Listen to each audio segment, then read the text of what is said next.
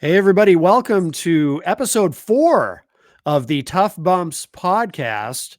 I am Matt Connerton, and joining me all the way from Iowa is the great Eric Yes. Pilcher. Hello, Eric. Hello. Cedar Rapids, home of 1996's Sold Out. That's Sorry, right. 1997 Sold Out. That's And right. the first and only Ms. NWO.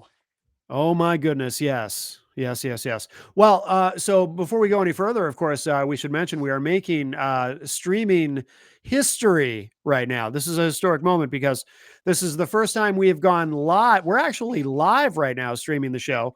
And of course, most people will, because we didn't announce it, we didn't promote it. It was a completely spontaneous decision to do the show live, to do a live stream of the show as we're recording it, of course. So, most people they'll just hear the recorded podcast that we distribute after we do the show. But if you are fortunate enough to happen to be on social media on a Saturday afternoon and you see this and you happen to be joining us live, welcome.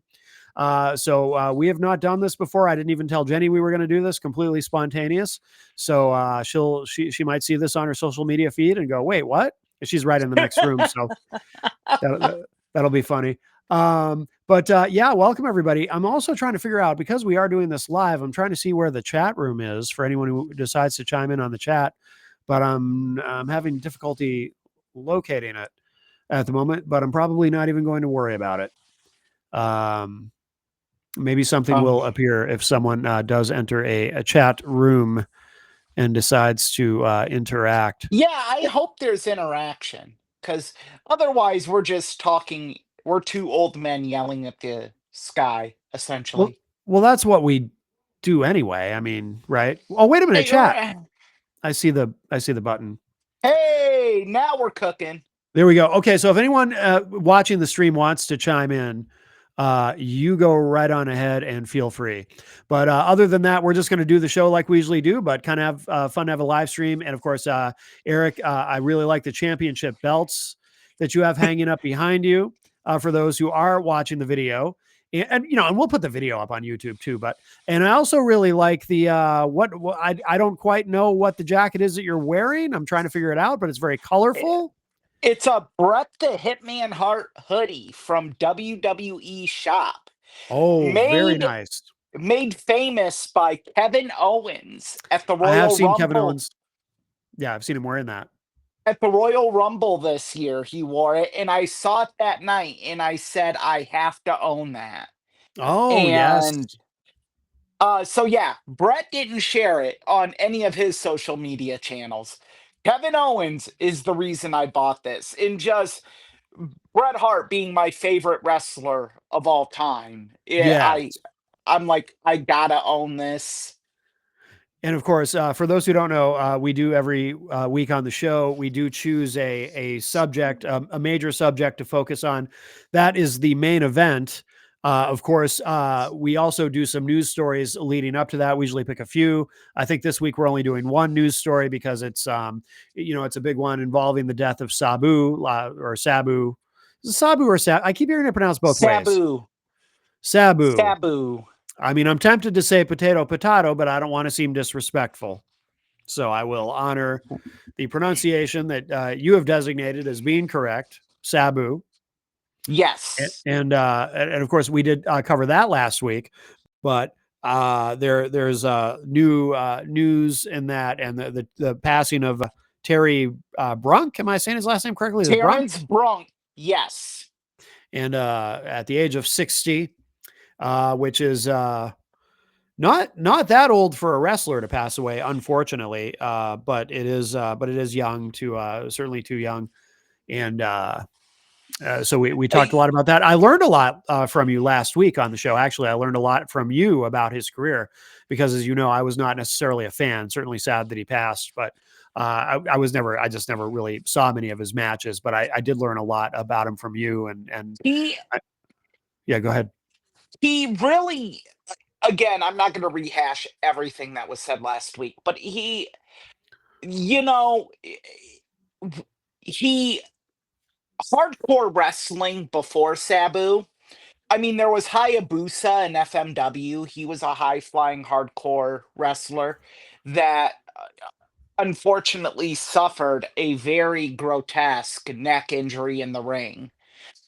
He went for a middle rope springboard plancha, and in right before he jumped, he slipped off the ropes and landed on the top of his head, and his head bent backwards, breaking his neck.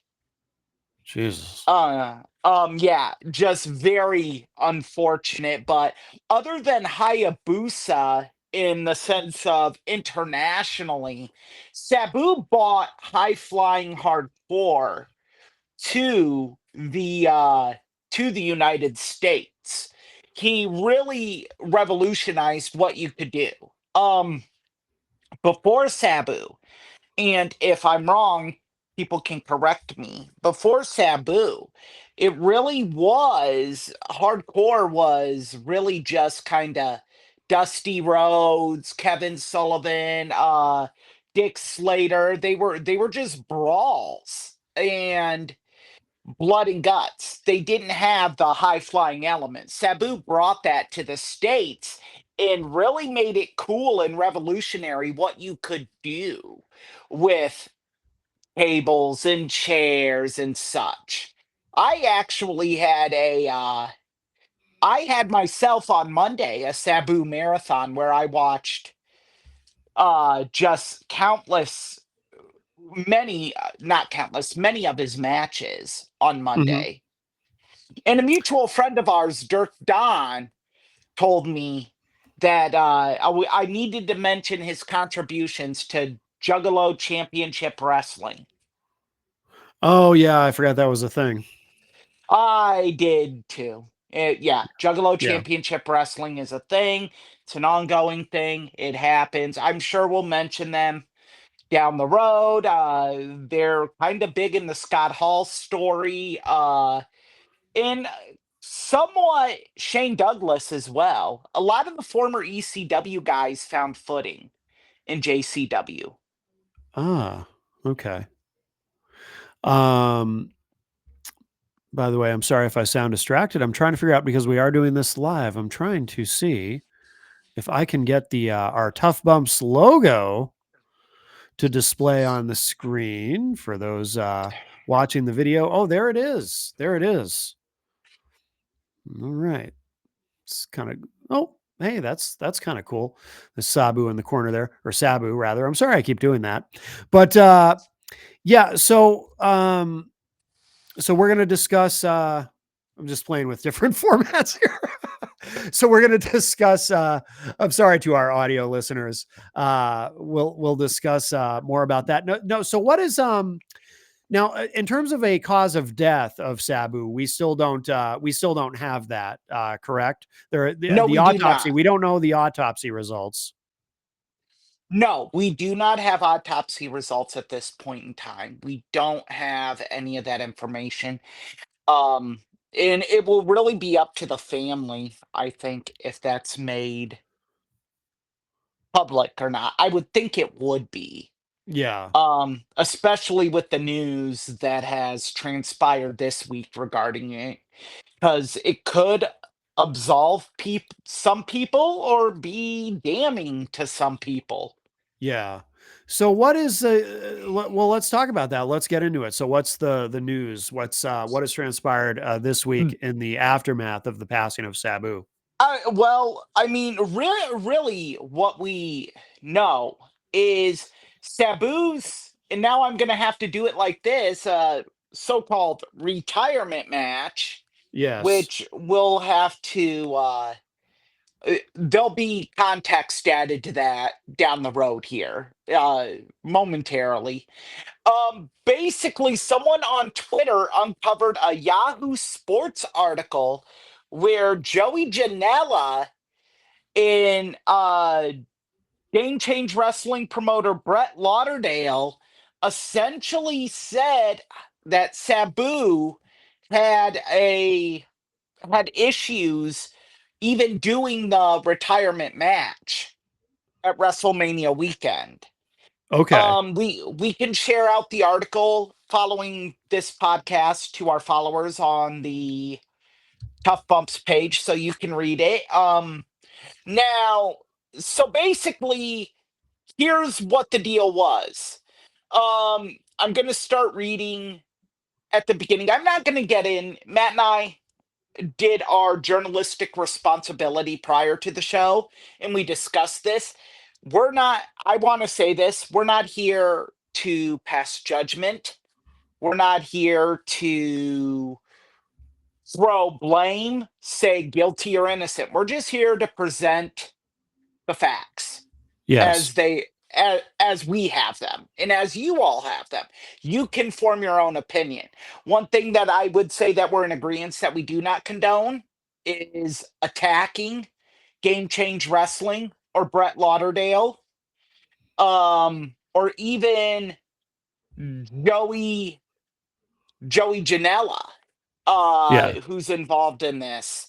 Um, so we'll start. Basically, uh, the story is kind of a great recap of Sabu's career, but they touch base on this that Sabu had become famous for no showing bookings, including his own induction in the Game Change Wrestling Independent Hall of Fame a couple years ago, and hadn't wrestled at all in several years. Yeah. Of course, no showing was in the back of my mind. GCW promoter Brett Lauderdale told Uncrowned shortly after the event. But I felt like Sabu was genuine. And one thing about Sabu I've come to learn over the years is behind all the drama and silliness, Sabu has a lot of pride. And not only did he want to do it, but he wanted to give his best effort. Yeah. I'm scrolling down. So basically, it talks about the impossible standards Sabu aspired to live up to. And Lauderdale says he was fully familiar with what the fans have come to know and expect from Sabu. He talked to Sabu Yeah. a couple days before the match, and he was telling me, my knee hurts. And this and that, Lauderdale said. And I said, listen, Sabu, everybody knows you're hurting. You're 20 something years older than the last time you did this. People's expectations are realistic. No one is expecting this to be born to be wired. And it needs to be noted that's his iconic no rope barbed wire match with Terry Funk. And he said to me, good, because it's going to be better than that. Hmm. Now we go to Joey Oh. Janela, his opponent that night, and we were mistaken last week. Sabu did pin Janela, not the other way around. Okay, so Sabu did Sabu go did. over. Okay. Sabu did go over. Okay. We alluded to that he didn't, but that was wrong. I was Okay. fairly confident that he was fine. Sabu's opponent, Joey Janela, told Uncrowned. I was kept in contact with him and his team, and he has a team of people around him. Guys, this time, they were all saying he was ready to go, that he was going to the gym, that he was on a training program. I believe that till the day of the show, 2 hours before I get a call. Sabu can't walk. What do you mean Sabu can't walk? They said, yeah, Sabu, something with his knee. They're locked up. He can't walk. And his feet are bleeding. He's not coming. Sabu's not coming, I said. Sabu's asked. So we talked to Matt Tremont, another indie wrestler, and Tremont is about to be the replacement for the match. And I feel like this is going to be the most embarrassing moment of my wrestling career. There's 2,000 people here. This is one of the biggest spring breaks ever, the biggest crowd Mania weekend indie wise. And I'm going to have to go out there and announce that Sabu, once again, no showed his own retirement match. Lauderdale was less concerned. In the back of my mind, I knew Sabu was coming, he said. I never once worried. If we didn't hear from Sabu, then I would be worried. But the fact that he was communicating, I knew he was coming. We are an hour into the show, and I said, just get Sabu here, Janela continued. So they gave him something called Kratom. You can buy it at a smoke shop or something. It's a legal opiate or something. They said he's hopping on the bed. He's hopping off the bed. We're going to get him to the show. So he shows up 2 hours into the show. And I think this is an important part. Hmm. Sabu was on a different effing planet. Everyone in backstage was like, what the F is this? What the F is this match going to happen? And my God, did it happen. Moments into the match, this is another key part here. Okay. Sabu went for a signature air Sabu dive off a chair, missed Janela, and went chest first into the barbed wire strands, with his head landing and sticking in a giant crate of barbed wire. It was an immediate sign to the audience that this wasn't going to be a nostalgia match, that Sabu was going to go out on his own terms. Then, minutes later, Sabu got whipped into a barbed wire board, which was resting on the barbed wire ropes, and flipped backward onto the ring, out of the ring, landing in a heap. He was definitely out cold. He was done, Janela said. They were telling me there was no way. The refs were communicating to me that there was no way he's continuing this match. Like, holy bleep. That is the one time you want the barbed wire to stop you. He But just blew right through it. Eric, just to now, not to interrupt, but I just want to I want to make sure that we're all on the same page. This is a shoot at this point, right? Like this wasn't part of how the match was being worked, right? This wasn't part of what was planned. Oh, we're gonna make it look like Sabu is really hurt, but he's actually, this is we're working the match. This was legit, like he was legit knocked out. Yes.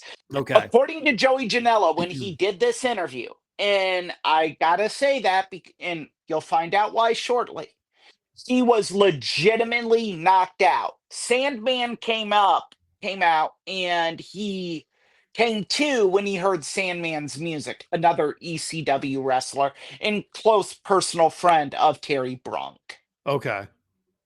So upon hearing this, I realized that as a pro wrestling podcast, we had a responsibility to A, cover this, and B, take great care in covering it. Hmm. I reached out to Brett Lauderdale via direct message on X and did not get a response. Now he is, again, is he the owner of Game Change Wrestling? Promoter of Game Change Wrestling. Okay. Gotcha. I then sent a tweet to Joey Janela, Yeah. as well, because I could not direct message him.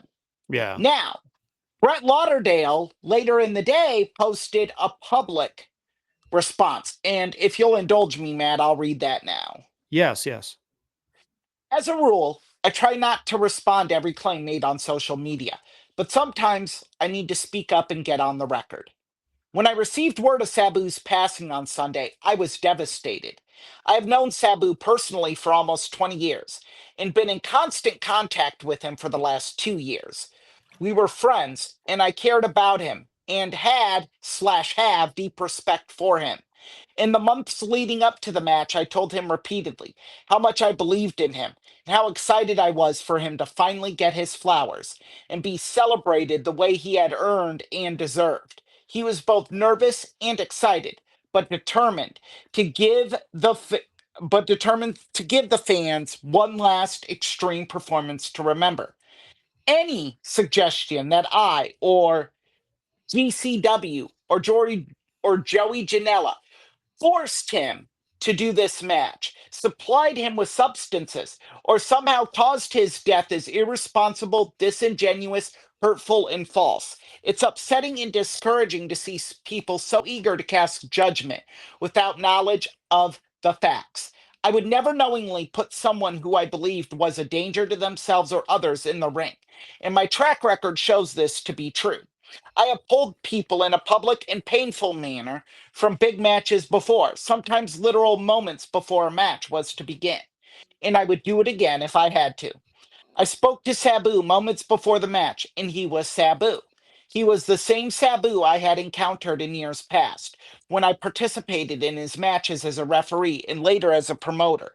He was the same Sabu I met with the following day at WrestleCon, and the same Sabu that made multiple appearances on podcasts and at conventions in the weeks that followed. The truth is, Sabu lived a hard life, both in and outside the ring. He was fearless and reckless, qualities that both endeared him to millions and made us worry about him at the same time. Decades of extreme took its toll, and no matter what we want to believe, no one is immortal. While Sabu will live forever, Terry Bronk will not. And unfortunately, his time has finally come. It's sad, and my heart goes out to his friends and family, and I join them in mourning his loss. I feel lucky and blessed to have known him, and I'm proud to have been able to host his final match. Sabu was a legend, and his impact in our world was immeasurable. He will never be forgotten. Hmm. Well, it's a good statement. Yes, Joey Janela followed later in the day with this. I'm truly devastated over this, and this whole deal has really affected me. Kratom is something Sabu took daily for years. It helped him get off other substances. Sabu loved his weed and kratom. His body was wrecked doing what he loved for 40 years. I did an interview for that article 2 days after the match, not knowing what would transpire. Weeks later, and I said he was knocked out after that spot, when despite being a rough deal, he was not that. I was just trying to add to the lore and unpredictability of Sabu. I love Sabu, and he was legitimately my idol growing up and my friend. I just wanted to give him and the fans one last great Sabu spectacle.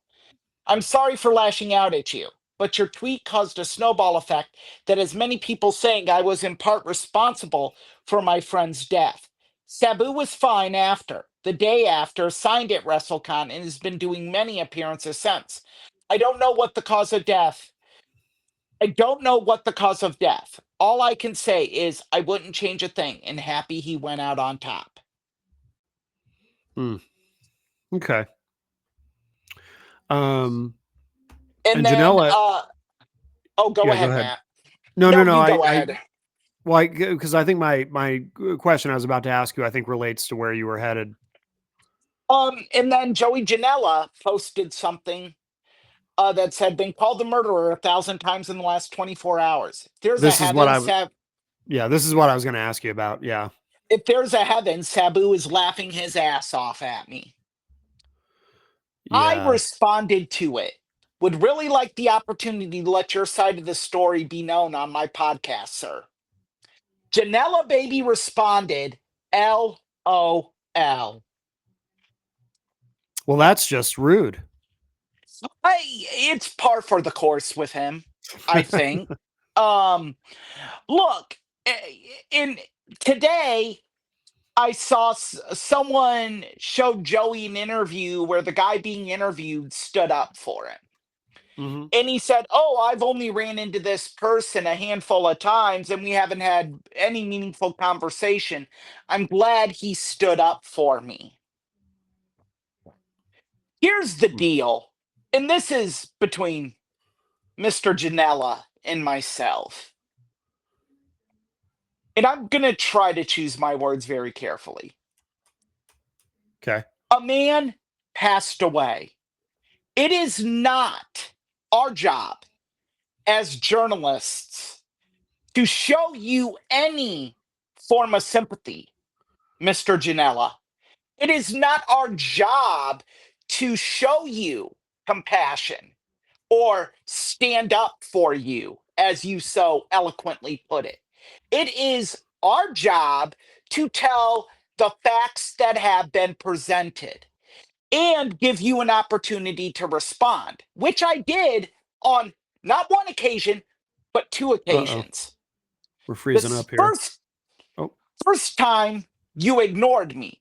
The second time you did the social media equivalent of laughing in my face. If you are looking for someone to stand up for you, I only stand up for those people that I know personally, or that it's just so outlandish and so out of bounds that something needs to be said. So that's my take on it. Here on Tough Bumps, myself and Matt, we're not going to stand up for you because we don't know all the facts.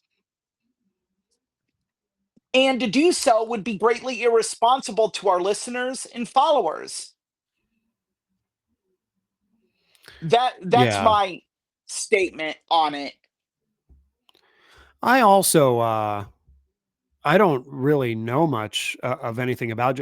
I'll tell you the extent of my knowledge of Joey Janela. I'd never even heard of the guy until, obviously he was in AEW for a bit, and then there was that thing about when he and Enzo Amore, or whatever he calls himself now, encountered each other at a show. Was it Enzo, Coachella or something? And they almost got into a fight, but it really wasn't much of a it really wasn't a fight. Like they never actually connected. But that was like the first time I'd ever even really heard of Joey Janela was because of that. Beyond yeah. that, I So know nothing of the guy. sorry, I had to take off my hoodie. It's a little stuffy. Um, Yeah, no worries. yeah, and look, y- I don't in both the wrestling business and journalism.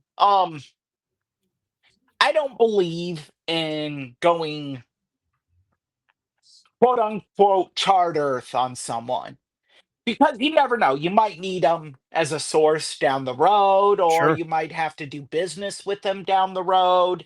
Yeah, it's just dumb and immature, and don't do it.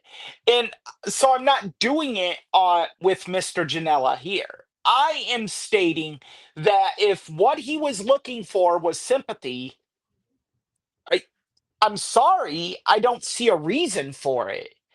Kratom is very dangerous. I read on Mayo Clinic's website, it does cause irregular heartbeat.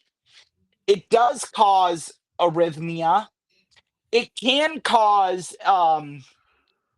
other issues psychologically Yeah. that could be a danger to yourself and to others. Yeah. Yeah. Uh, It's not something to fool around with. so and now I will segue to the second part of this. Yeah. Brett Lauderdale, actually, from all I know, is an upstanding citizen in the world of professional wrestling. He has given Nick Gage multiple opportunities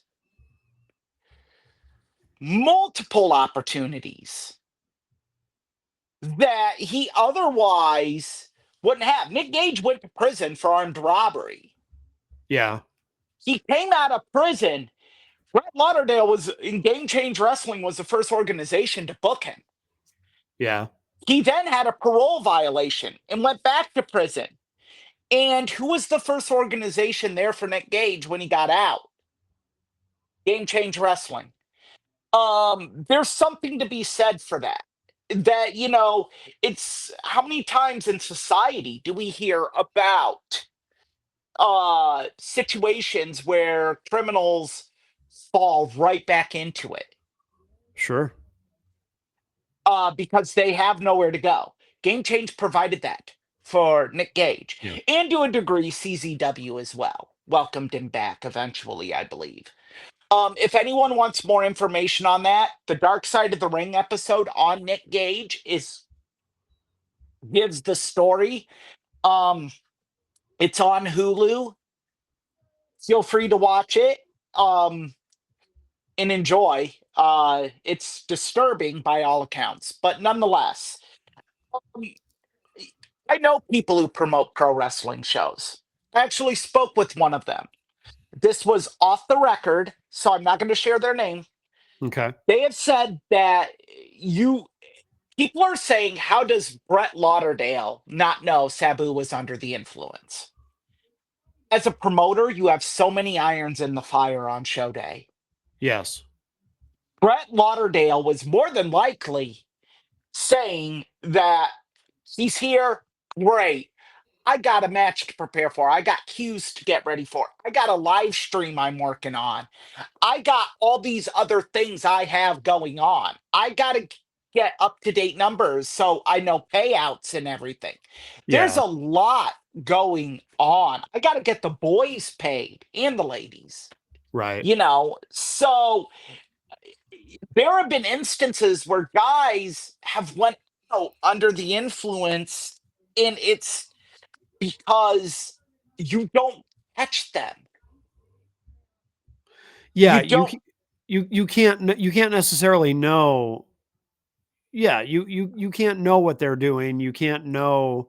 For I mean, obviously, if somebody's stumbling around drunk or something, you're going to notice. But if somebody is under the influence of kratom or some sort of a prescription that they're abusing or whatever it is, because painkillers, we know that's a big problem in professional wrestling, understandably so. There are a lot of things that one could be under the influence of that are just not obvious by simply looking at them. Right. And, there have been instances, well publicized instances, where these things have happened. Jeff Hardy against Sting in Yeah, TNA Wrestling. yeah, Bruce Pritchard has talked about it, as has Eric Bischoff. yeah. Um, yeah, Bruce said he didn't realize it till he was in Gorilla, I believed. And at that point, it was his music playing. And our listeners on this live stream might say that's what I'm about to say is completely ridiculous. And no, it's not. And I'll explain why. Once the music hits, you got to get them out there. Sure. There's no turning back. Imagine if Lars Ulrich of Metallica was messed up and Ecstasy of Gold is playing. Hmm. You're not going to have James Hetfield go out there and cancel the show. You're going Yeah. to try your damnedest to get through it.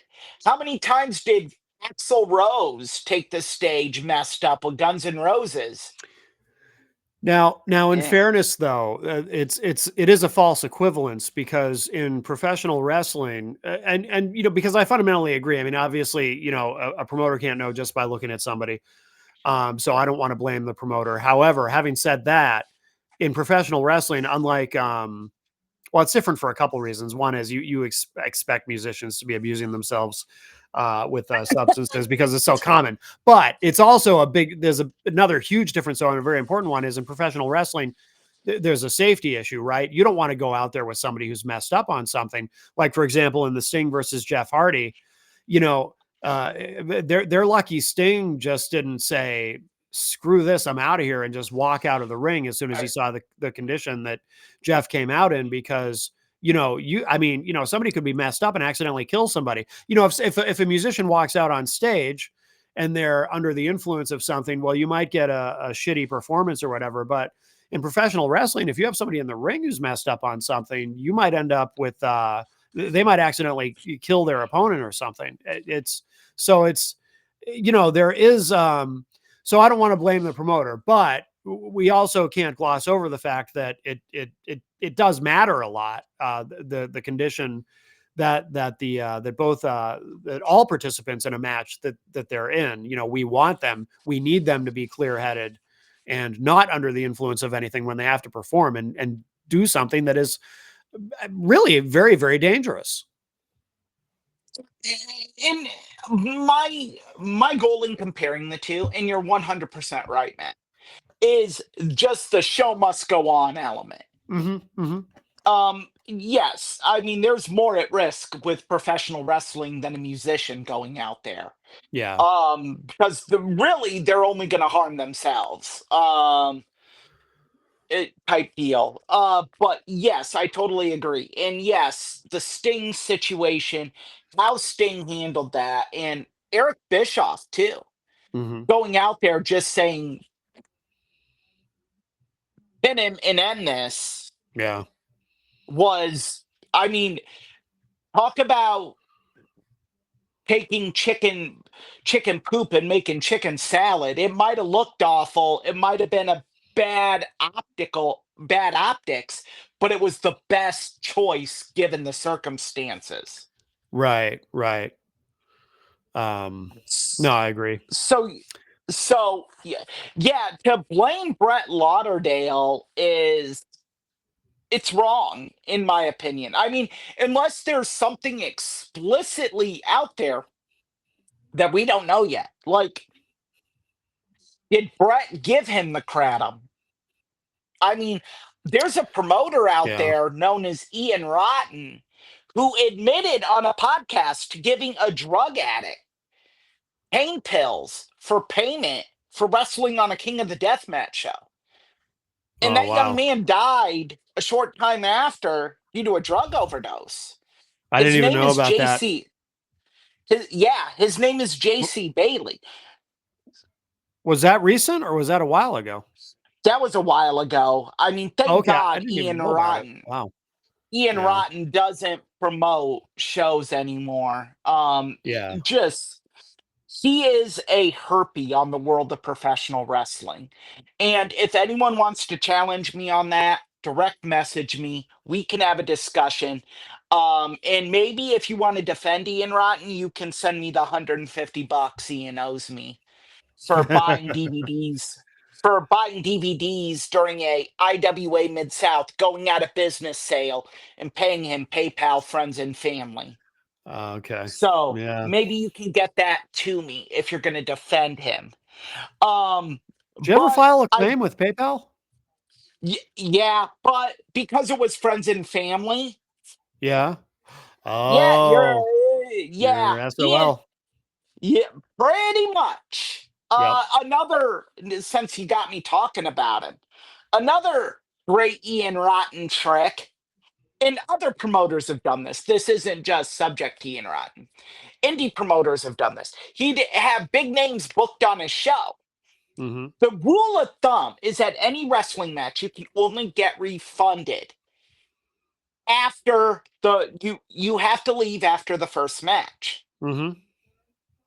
So Ian would come out during after the second match or at intermission and make an announcement that, oh, catastrophic turn of events, so and so had travel issues and they didn't make the show or they had a family emergency.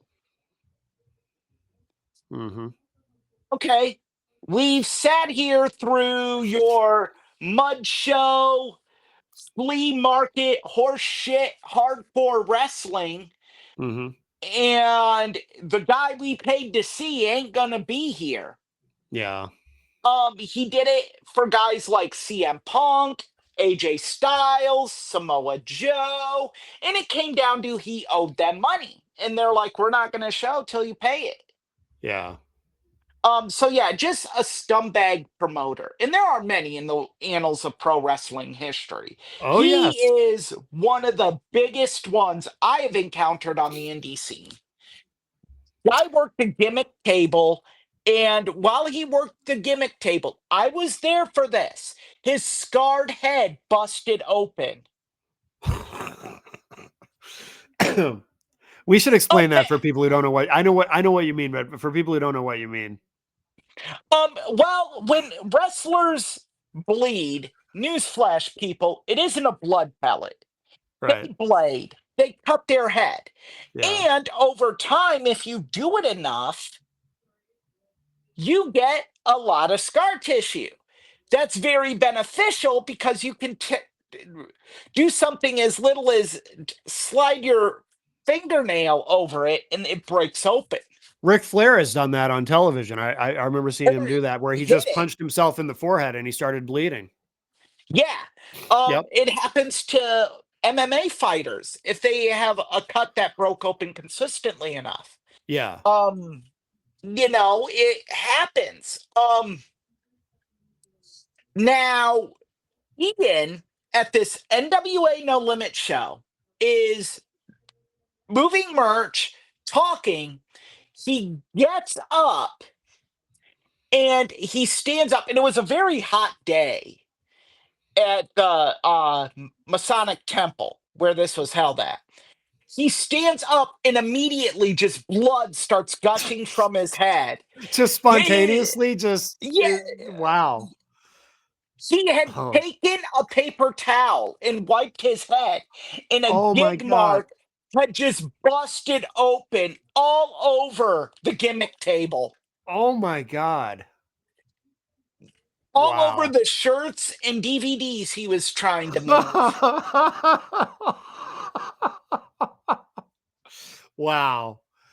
So the merch he was trying to sell, did that increase the value of it because it had his I actual blood on it? I I would heard think it would. I stayed away from the merch table after that. I mean, there's I, concerns about hepatitis and whatnot. I which understand, but he is rumored to have. well, oh, great. So yeah, Whether he has it or not, I don't know. He says he doesn't. yeah. Um, but nonetheless, But if you're a he fan, like if you're a true fan, you want some of that that blood. no, that is not true fandom, Matt. That is like sociopathic Well, yeah, stalkerdom. That but I'm saying, is hey, let's not next forget fan. level. Fan is short for fanatic. And if you're a true fanatic for him, Oh, you want some of that blood. Maybe you want some of that Hep C. I don't know. oh man. Ooh, Nelly. That's a tough one. I mean, I wouldn't want Um, that from anybody, but I'm just saying, if you're a true fan, like that a was the real joke fan, though at the show is Ian probably soaked it up with 8x10s and jacked the price up by $20. yeah. Like I said Mm, that only half joking. I mean, I'm sure to some people, I mean, with his actual blood on it, I mean, that's, oh to some people man. that might have value. That might increase the value. I stayed away. I went Yeah. and said hi to Pumpkin Cabana, and Yeah. then I was done, which Yeah. was totally fine. Yeah. Yeah. But yeah, he is one of the scourges in indie wrestling. The only thing he is known for is the Taipei Death Match in ECW, Mm. where him and Axel Rotten dip their taped fists in super glue and then put broken glass over their fists and hit each other. That would not be for me. I don't want to see that match, certainly. I own it because I have a ECW compilation that it's a part of. Yeah. I've only watched it 3 or 4 times, and every Only. time I watch it, I mean, I've seen Caligula 4 times, Matt. This should not be shocking.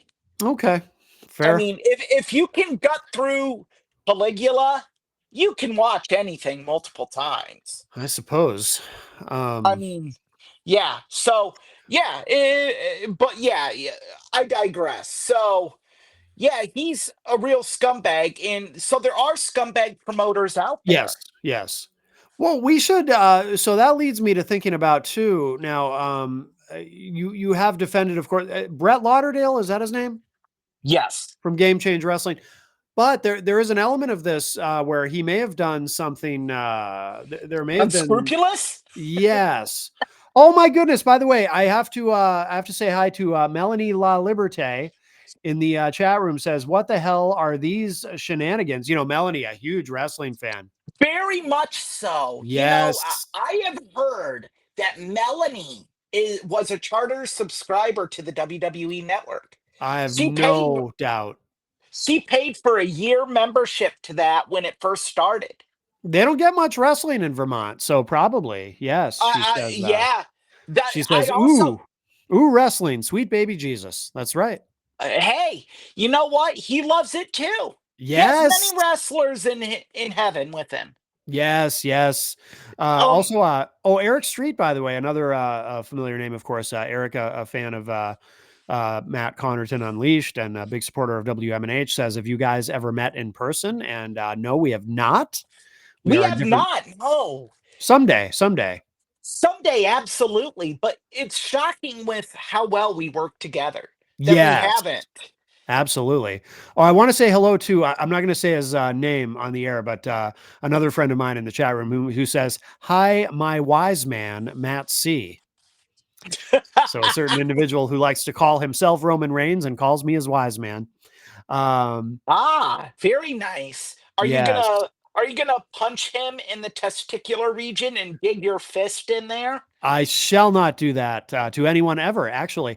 And by the way, Melanie also says, "I do love sweaty men in spandex rolling on the ground together," as do we, Melanie. That is why professional wrestling is such a passion for us. Um, but we did, there's Francine, a former Yes. ECW personality. She had said on her podcast, apparently, in remembering Sabu, that Sabu had told her that this was not his last match, which was being advertised as his retirement match, was in fact he did not intend it to be a retirement match, and seemed to indicate that the promoter was advertising it as such as a way of moving some more tickets. So this gentleman, Mr. Lauderdale, may have done something unscrupulous after all. I, mm, And I'm I'm using the torn. word unscrupulous very loosely because I'm so.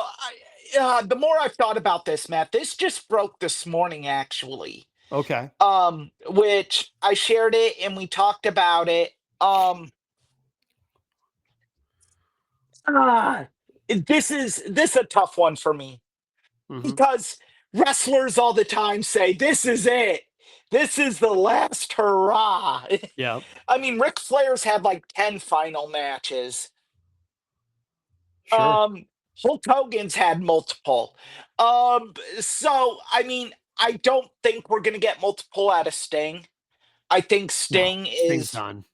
done. What is he, 65, 66? He's done. Yeah, I mean, he's quitting. This year will be the last year he does the face paint at appearances. Yeah, So, little tidbit for fans: if you want your picture with Sting in full regalia, this will be the last year that you can get that. yeah, So, during her latest podcast tribute to Sabu, this is from ringsidenews.com. Francine revealed a private conversation she had with him right after the brutal no rope barbed wire match against Janela. I saw him the next day at WrestleCon, and classic Sabu gives me a big hug, big kiss, grabs me and whispers in my ear, "They said I'm retiring." I never said I'm retiring. I'm not retiring, Francine said. Francine pressed Sabu about the rumors, jokingly asking, "Oh, are you going to pull a Terry Funk on us?" Sabu's response was blunt. "I don't know if they're trying to do ticket sales or what, but I'm not retiring. I'm going to keep wrestling." Francine recalled how exhausted Sabu looked after the match, but he was adamant that he was not done with wrestling. He looked tired. But he was there. He was taking pictures and signing autographs. I just said, "Are you okay?" And he goes, "I'm okay. I'm okay." But he didn't look okay to me, she added. mm. Now the article does mention that there was a documentary about his final match that was already in production. Videographer Joey DeFalco, who was filming Sabu throughout WrestleMania weekend, shared that he felt eerie looking back on the footage now. I Um, bet. Look, I'm gonna wrap this up by saying I actually hadn't seen the match till these allegations came forth. Yeah, Then I went out of my way to watch the match. In yeah, my opinion, the spot where Sabu, the spot in question, where he went out of the ring and hit the ground, he looked legitimately knocked out. He folded up like a board. okay, The match should have been stopped at that moment. No yeah, questions asked. The fact that Joey Janela, and this is my opinion, now I'm going to editorialize a bit. The fact that Joey Janela looks at it as a glorious moment that the match continued is very disturbing because it shouldn't have continued. It yes. should have been over. The man's 60 years old. He, Well, how did it?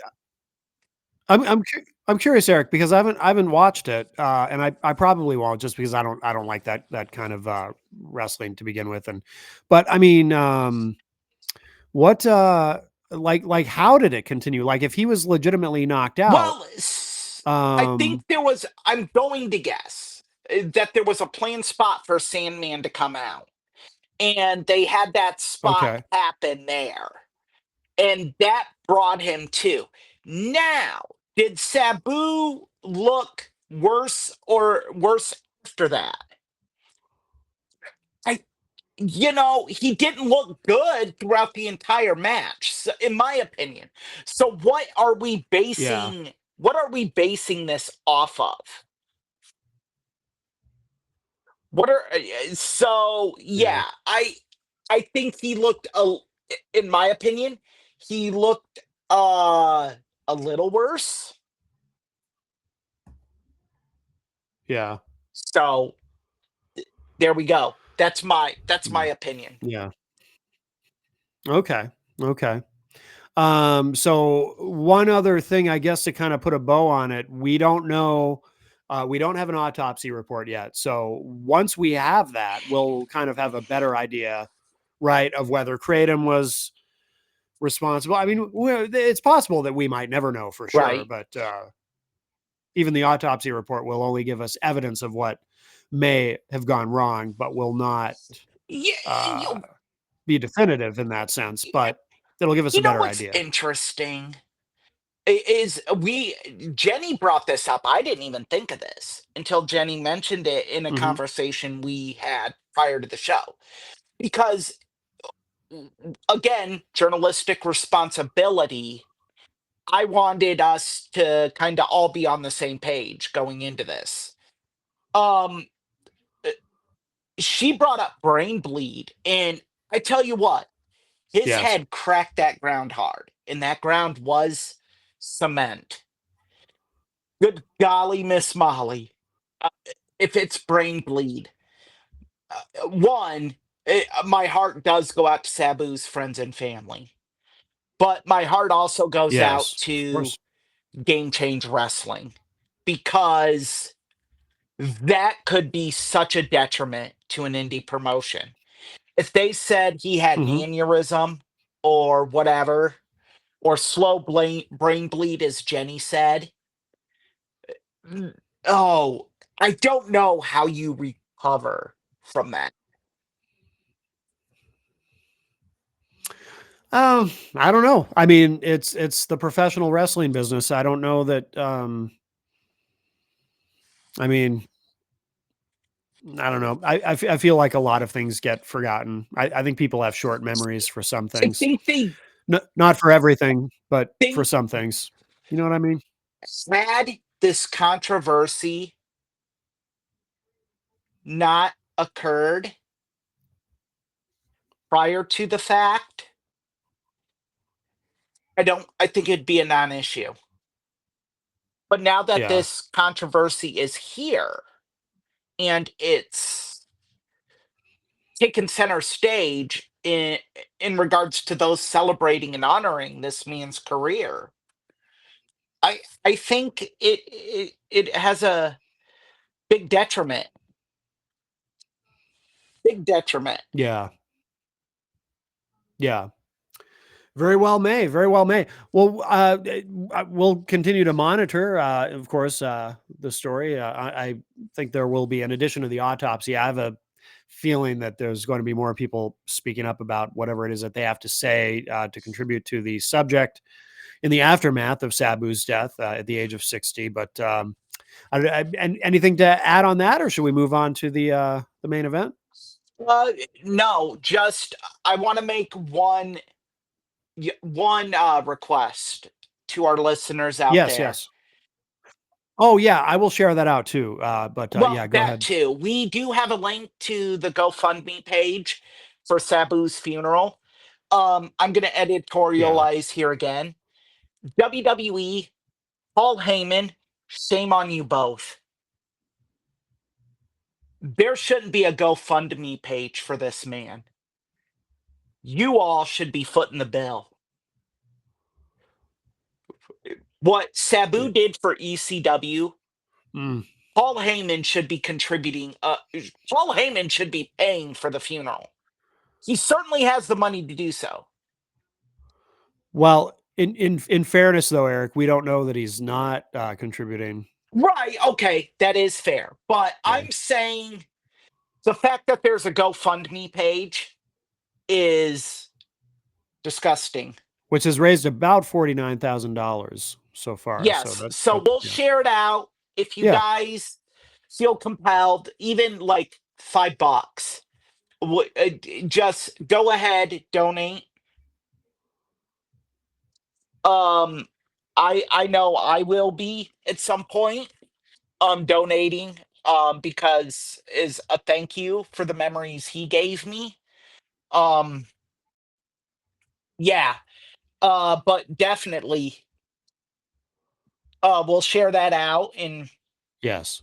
even your consideration is appreciated. Yep. And finally, my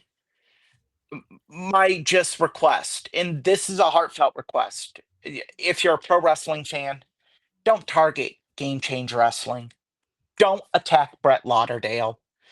Um, there are things that fall by the wayside that promoters don't always catch, don't always know till after the fact. And I'm going to give Brett Lauderdale the benefit of the doubt here. Yeah. I don't think he would allow that to happen. And I do believe he is genuinely heartbroken over the death of his friend and Oh, I'm someone, sure. no matter what, if you've known someone for 20 years, if you've known someone for 20 years, you're going to have a bond with them. And no matter what, when they pass away or something tragic occurs to them, you're going to feel it. Hmm. So please have a have a shred of decency. And as just as much as we as fans are mourning, he is mourning as a friend and as an employer. Hmm. He's getting it double. Yeah. So keep that in mind. Yeah. Yeah. Absolutely. Well said. Well said. Well, we'll shift gears now, of course. And by the way, thank you to everyone who's joining us live as we stream this. This is our first time doing a live stream as we record the show. This is episode 4, of course, of Tough Bumps, and this is now we'll go ahead. We'll get to the main event. Bret the Hitman Hart, the best there is, the best there was, the best there ever will be. Eric, I know that he is your all-time favorite wrestler. Yes. He is my number 2. He is a close number 2. Whoops, I did not mean to do that. Sorry, He I'm still is. I'm still getting smooth with the the transitions here on the live stream. But yeah, he's my number 2. He my all-time favorite is Bret the Hitman Hart. Bret is my number 1, but I mean, I'm sorry, Macho Man Randy Savage. I'm trying to do too many things at once. Macho Man Randy Savage is my all-time favorite, but Bret is a very close number 2. Love Bret Hart. You could have done the photo of Brett and I. You could have. Oh, I could have. Yeah, we didn't even think about that. Is that? Can I find that quickly on your Facebook? It's my profile pic, so you should be able to find it very quickly. Oh, cool. I will. I I will put that up. I will put that up. Yeah, Um, that is definitely like, oh man. I thought meeting William Shatner was the end all be all for me. Like that yeah, moment where if I died right now, I'd be cool. Bret Hart trumped that. yeah. Yeah, it just I mean, he really is. I mean, yeah, have you ever heard the explanation of why he is the best there is, the best there was, the best there ever will be? Uh, I just assumed it was a cool catchphrase. No, there's a story behind it. I did not know that. He says that because in his 20 plus year career, he never missed a house. He only missed one house show Okay. due to his own negligence, not due to injury, due to a travel issue. Okay. That was his fault. He never uh injured an opponent in the ring, That I knew. Yep. and he never ever left before the end of the show. Oh, okay. He stayed till the very end. Okay. So that's why he calls himself that. Oh, okay. That makes sense. Yes. Yeah, he really is like to me, he was the first man that made pro wrestling believable. Yeah. Yeah, I remember you saying once, I think you had said this on Matt Connerton Unleashed, that that he was like your first hero. He was the He first person you ever thought of as a hero. he was him and Captain Kirk. Yeah. I also had a hero worship of Ric Flair, but Ric Flair's an asshole, and I met him once, and ever since then, I will not support Ric Flair in any way, shape, or form. Yeah, yeah, I understand. Um, but they say never meet your heroes. Meeting Ric Flair is a prime example of that. Meeting Bret Hart and William Shatner, the exact opposite Yeah. of that. You should always meet your heroes because both of them were amazing. Bret, even there it is.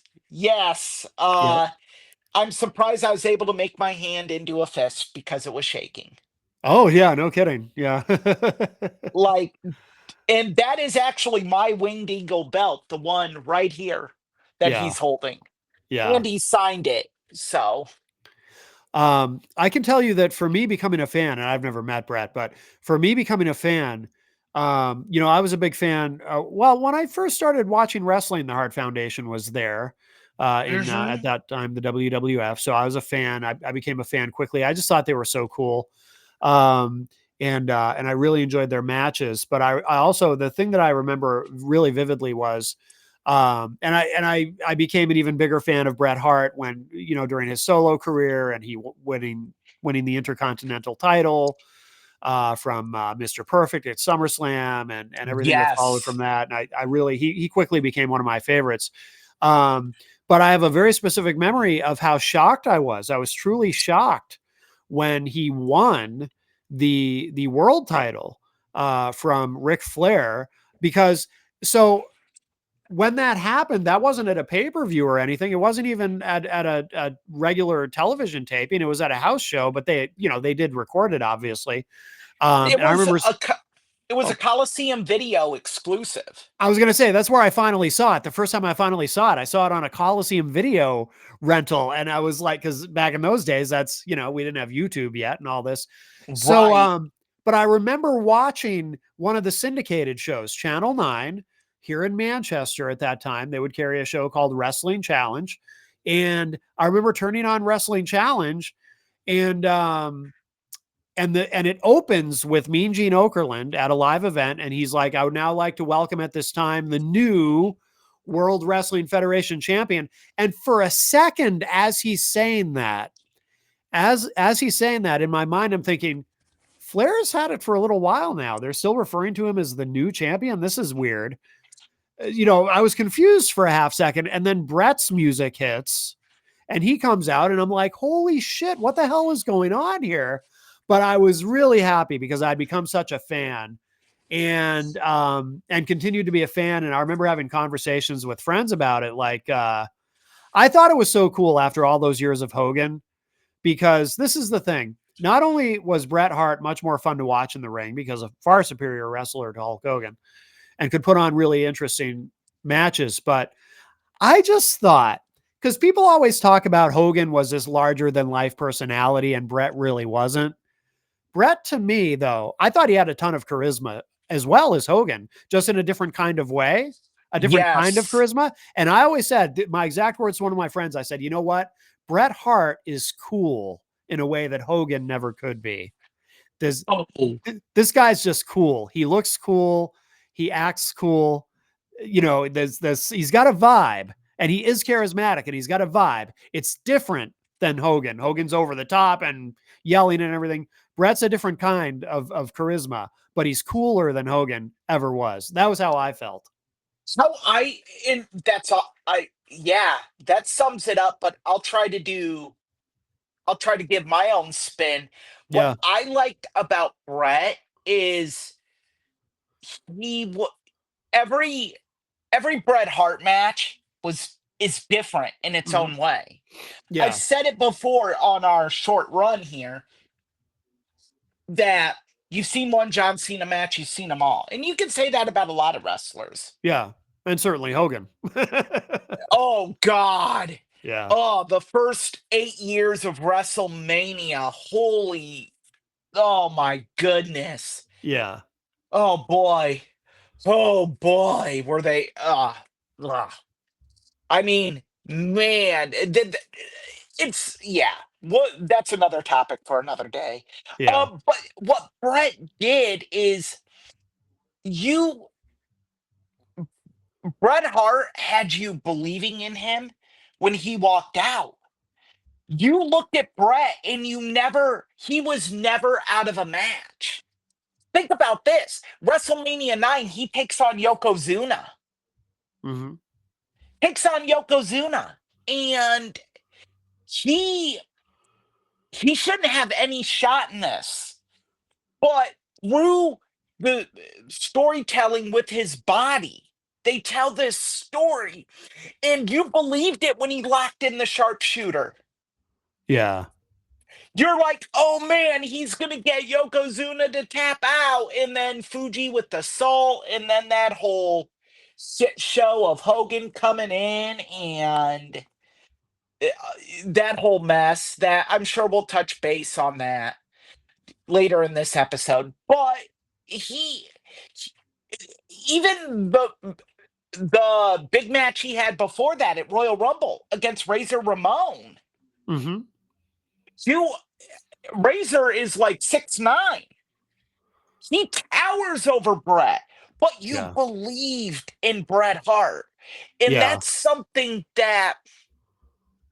that's what makes a great wrestler is that believability. Like in heel wrestlers too, you believe that they're really a horrible person Mhm. that you detest or you love to detest, as you've so eloquently said it. Yeah. Um, and Brett had that. Even with the Heart Foundation. I mean, how could you not like these guys? You had the music, and I'm not going to do it justice, but I'm going to try. You had the bow, bow, bow, bow, bow, bow, and they came out in the big leather jackets, and you had the big badass powerhouse, the late Jim the Anvil Neidhart, and then you had the technician, the quick guy, the Bret the Hitman Hart, and they're wearing pink and they're wearing black, and you and then the thing that drew me to Bret was the music Yeah. because it was just so awesome, and he always had the lighting to go with it. The Oh yeah. the pink strobe lights as he walked out, and the lights would hit those plastic mirrored shades just right, and just always walked in, and it was like watching James Dean walk into the to the soda bar, Yeah. or John Wayne getting ready to square up at the OK Corral, Right. uh or getting ready to match up in the shootist. There were times that you knew Bret Hart was like, the odds are stacked against me, but Mhm. I got this. And Yeah.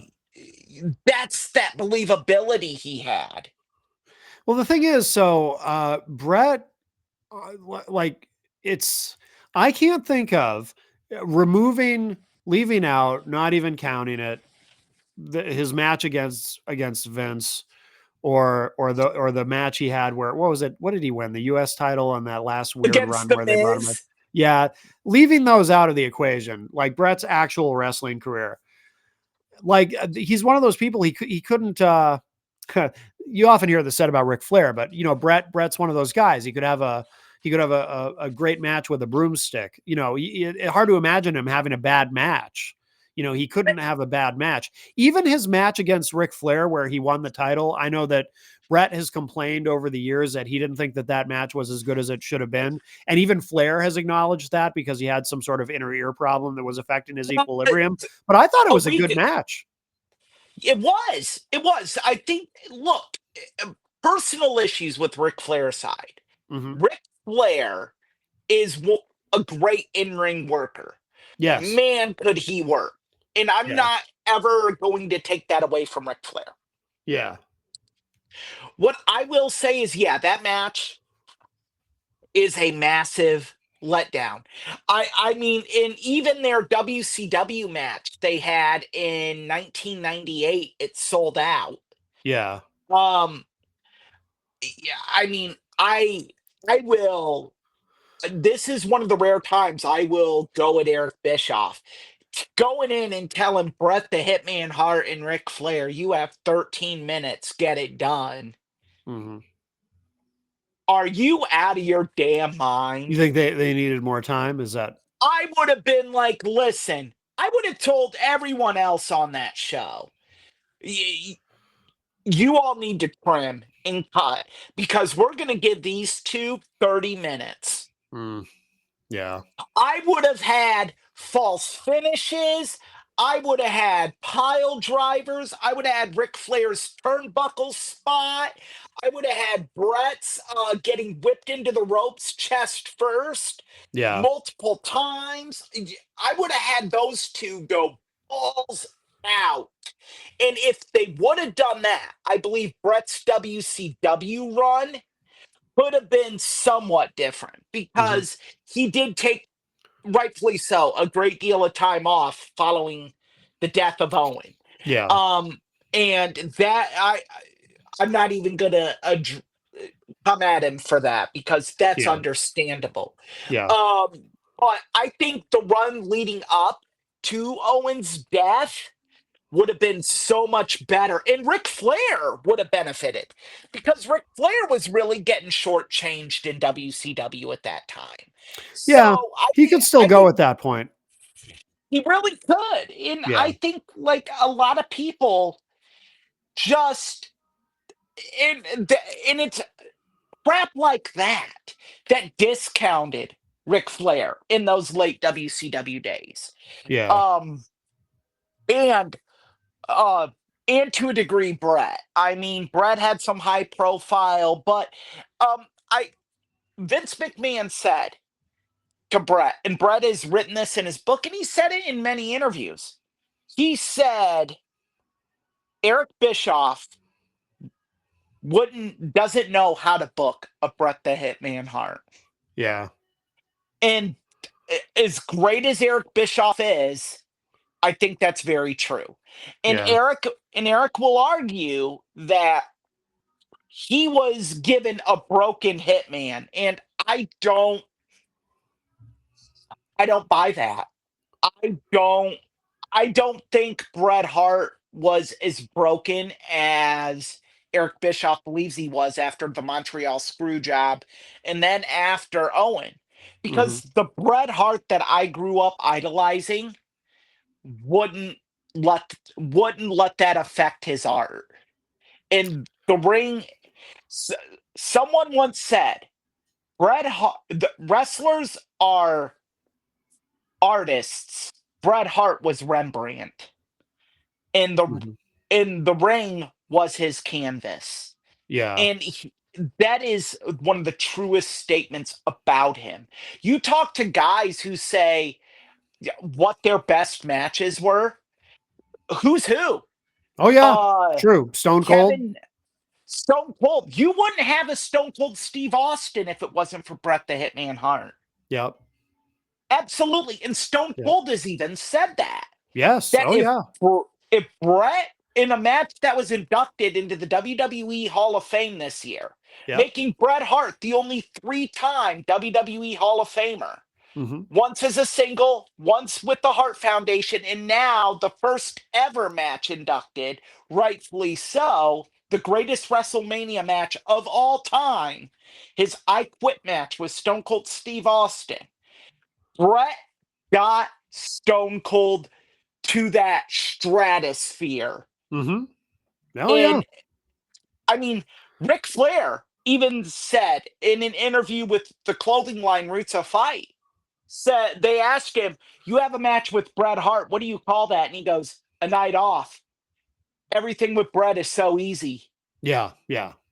And Kevin Nash has said so many times, everything Bret Hart does makes sense. Yeah. Because Nash says it too, right? His Bret Hart gave him his best match. Yeah. Yeah. He said, you know, who he goes, any other guy that's like 5'9", 6 foot comes to me and says, I want to give you a backbreaker. I'm gonna look at him and say, you're out of your damn mind. Yeah. I'm 7 foot. You're not. He goes, Bret tells me that. All right, brother, we'll do it Yeah. because it's going to make sense. Yes. Yep. And even Razor Ramon said that Bret was one of the best workers he's ever been with.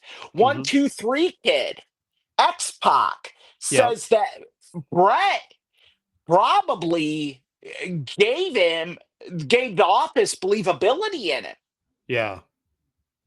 on a Monday Night Raw match where, and it's the I littlest remember that match nuance. vividly. Yeah. I remember watching that Yes, live on television. Yep. that, oh, I was captivated, and I Yeah. didn't think I would be going into it, but it's the littlest nuance early Hmm. in the match. This I is know. what makes this is I, what makes Bret so great. I know where you're Is going. I know one exactly the two moment you're talking three about. one two three kid does an arm drag. Brett lands, rolls, sits on his backside, rubs his shoulder, and gives a wry little smile at the camera. I'm like, okay. And then tilts his Yeah. head and gets up like, I'm going to have a fight on my hands. Yeah. At that point, Those everyone subtleties. everyone believes that one, two, three kid can beat. I think at this time he was one time or two-time WWE champion, but Yeah. he could beat the Bret Hart on this night. Yeah. That was that cinematic. Well, that's how I've heard Brett describe it too. And I want to talk too a little bit about not just his matches that were always so good, but his promos. I've always thought, again, underrated. Some of his early I will acknowledge some of his early ones as babyface WWF champion were a little shaky, but overall I thought were good. But he got better as he got more confident. He got better and better over time. And by the time he had his heel run during his, Canada versus USA thing, he was knocking it out of the park. He became, during that period, one of the best promos in the business, in my opinion. His promos I were fantastic. Fantastic. Let me start by saying Stu Hart ain't teaching promos in Stampede Wrestling. Right, right. And we should preface this that that's where Brett got his start in Yes. his dad's wrestling promotion, Stampede Wrestling in Canada, back in the territory days. His him and his brothers all wrestled for Stu. Yeah. There were Yeah. 9 children in Hard House. Classically, all the boys became wrestlers, all the daughters married wrestlers. That's Yeah. how Jim the Anvil Neidhart and British Bulldog Davy Boy Smith became his brother-in-law. 9 children. Well, it's cold in Calgary, huh? Yeah, you gotta warm up somehow. That's right. Yeah. Yeah. So, Stu wasn't Fritz von Erich to his boys. Yeah. But he didn't coddle them either. Right. You had to go through everything everyone else went through. Now did he give his boys preferential spots?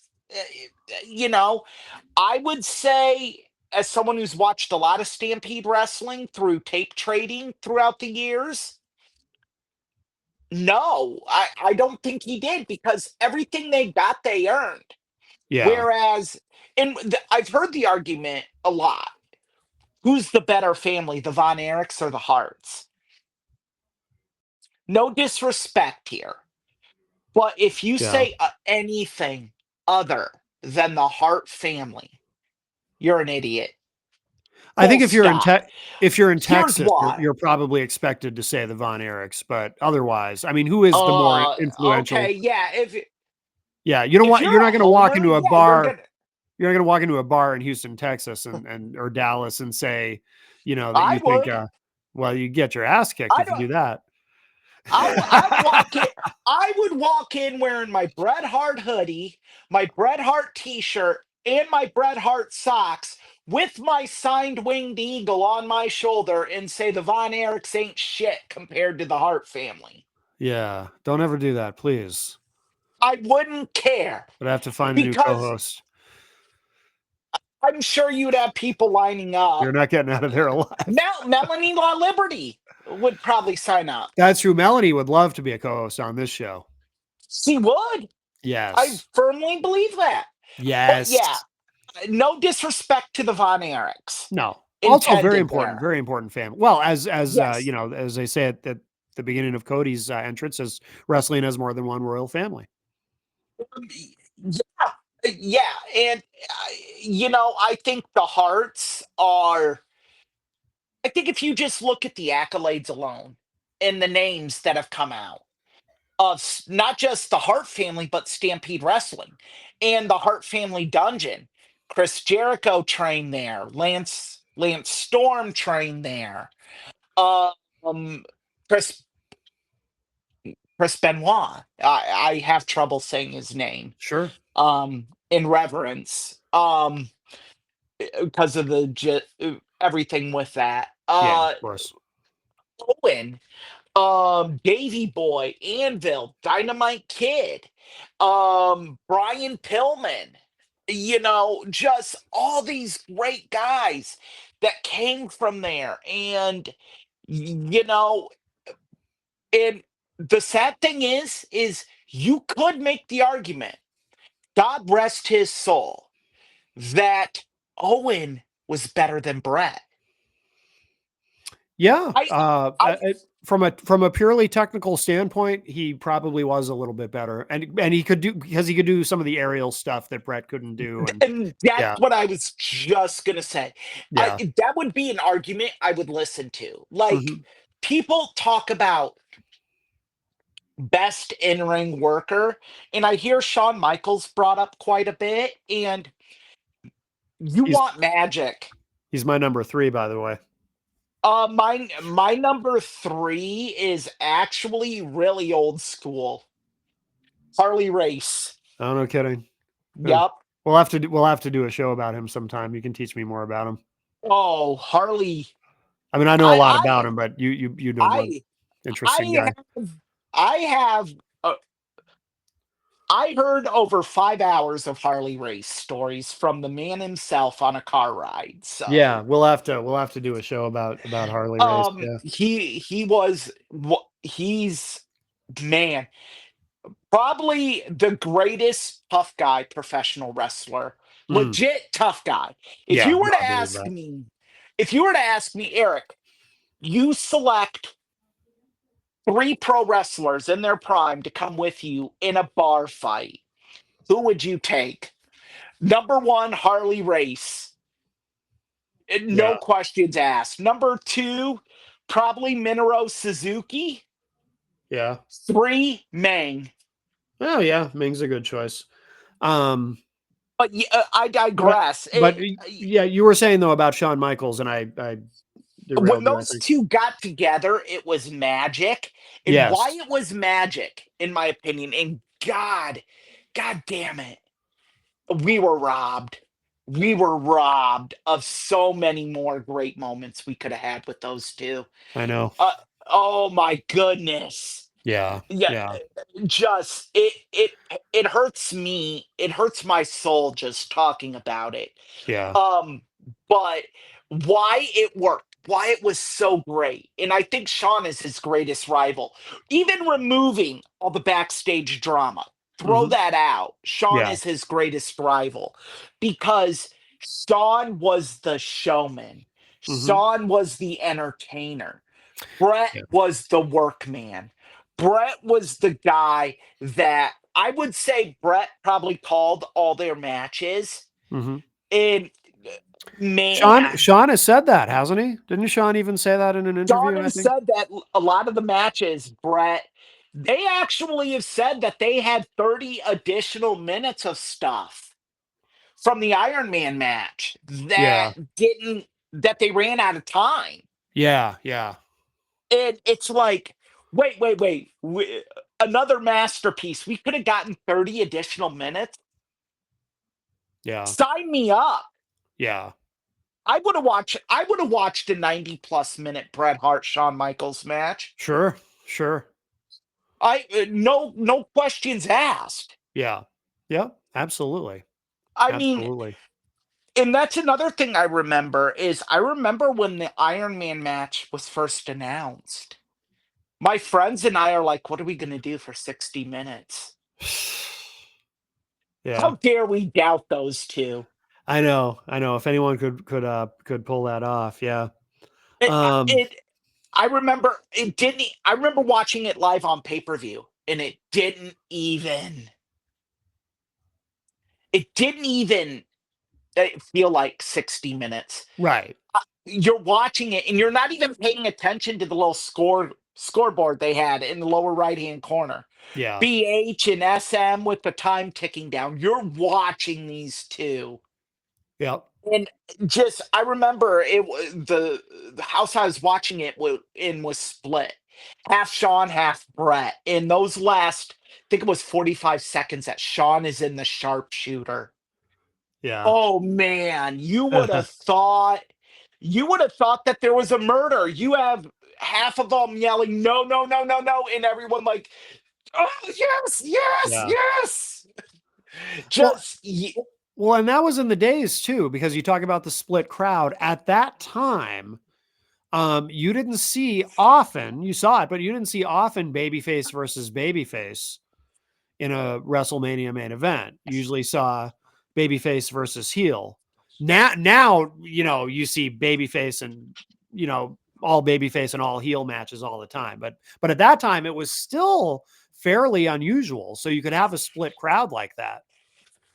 yes, you could. And I think that really kind of set the precedent that the lines were starting to blur in Yeah. pro wrestling. Yes. That you didn't need to find baby faces, you didn't need to find heels. That the audience was smart enough to decide who they rooted for. Yeah. Yeah. And Um, I think that that's a credit again to Brett and Sean. yeah.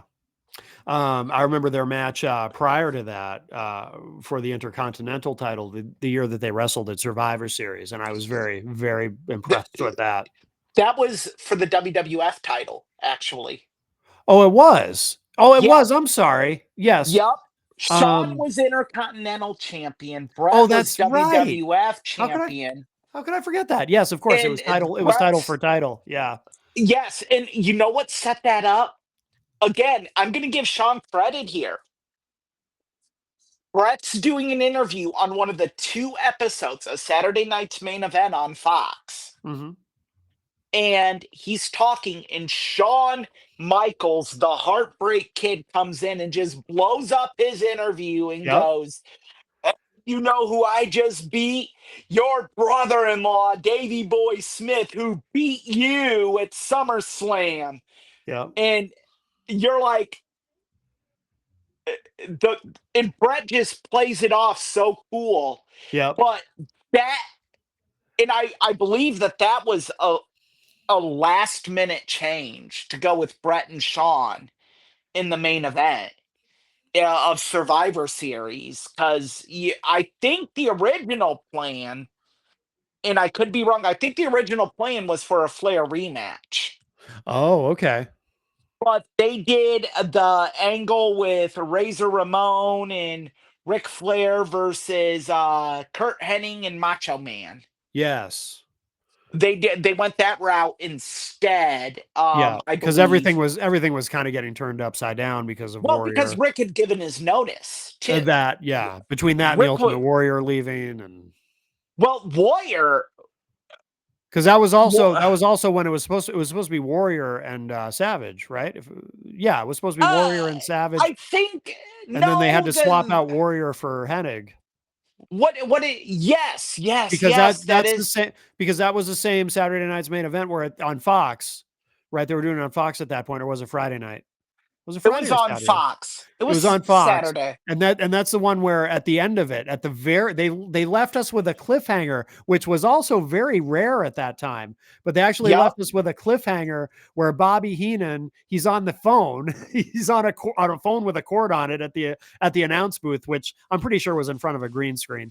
But he turns to, because it wasn't live, it was No. taped, and he turns to Vince and he said, I just found out from a source that Warrior and Savage will not go to the ring together at Survivor Series. And then that's it. And that's how the show ends. And they literally left us with a cliffhanger, which was pretty unusual at that time, but pretty cool.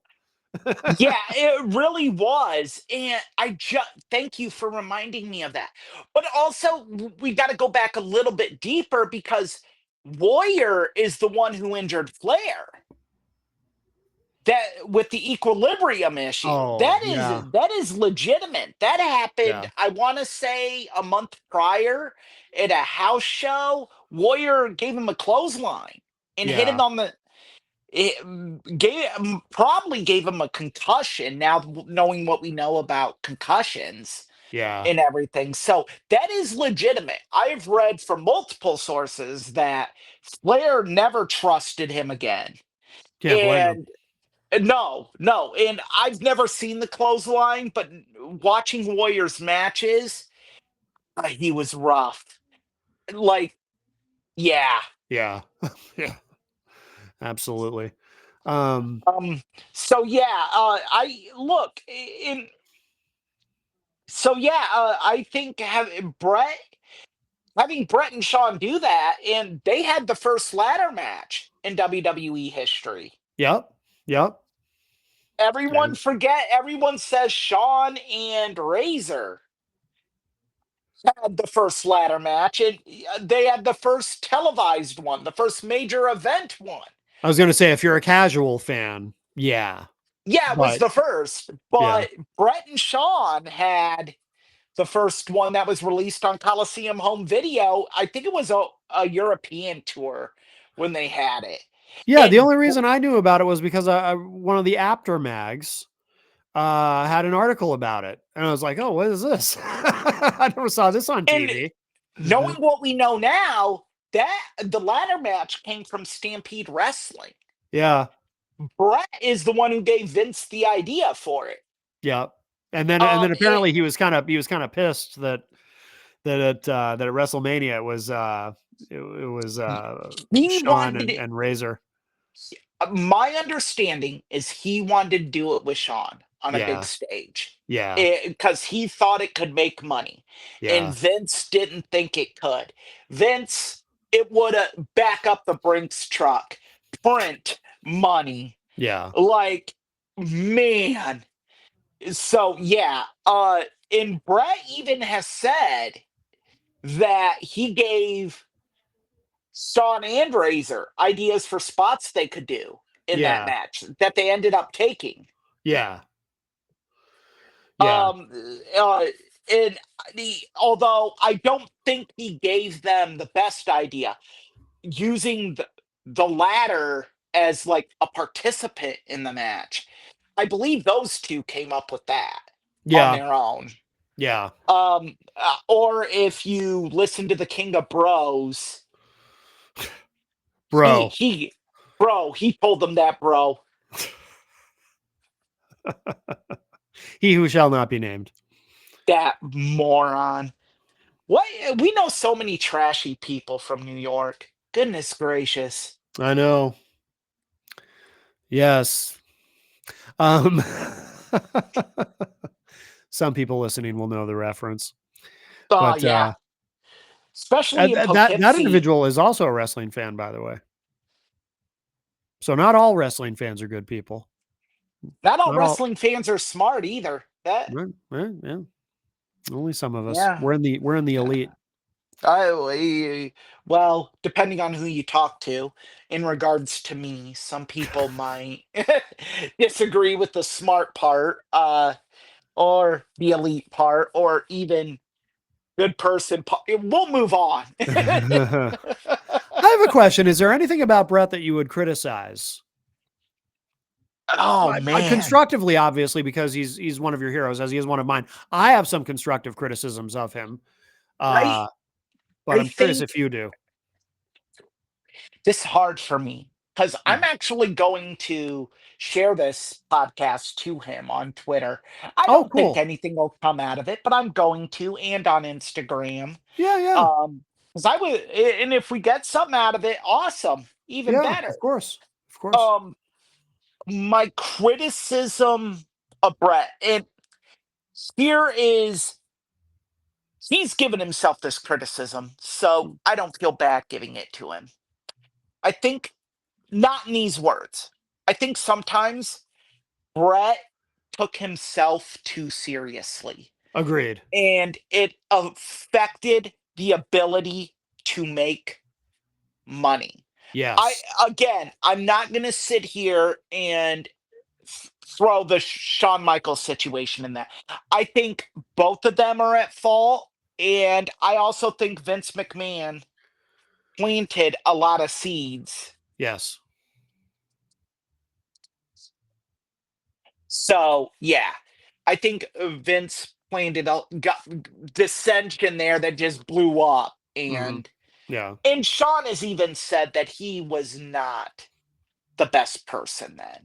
Oh yeah. Oh, he So was a yeah. I mean, by all accounts, he's a very different person today than he was back then. yes, um, Completely different, or he wouldn't be in the position that he was in, that he is in now. Otherwise, right, presumably. Yeah. absolutely agree, and Yeah. Yeah. I I I think all accounts he's a great person now. So Yeah. yeah, really, but I think that that's a big thing with Brett. I think there are times he took himself too seriously, Hmm. um, and it hurt business. Um, but that would be my criticism of him. But you also, again, now I'm going to play devil's advocate. You, in this business, I think you have to.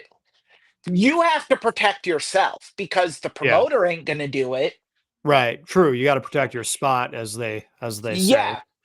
Yeah. So I don't I don't have an issue with it per se. I think it contributed to some things Hmm. happening.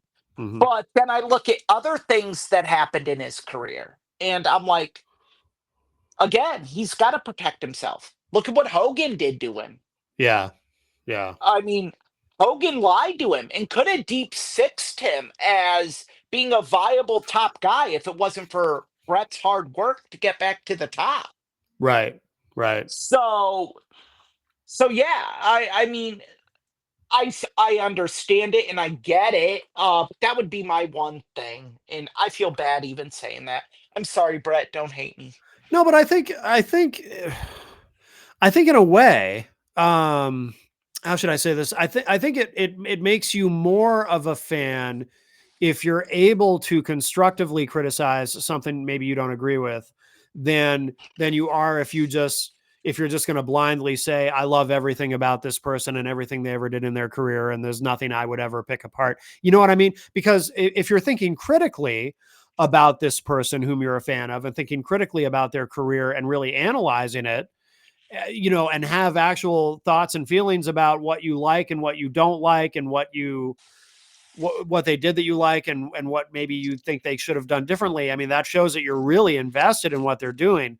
It's like like it's not with wrestling, but with Kiss. Kiss is my favorite band, but I have no problem criticizing things that they've done or certain albums they made that I didn't like as much as others or whatever. I've never had a problem being very critical of Kiss uh, on certain Right. things or being I, critical of, or Gene Simmons said this or did this. You know what I mean?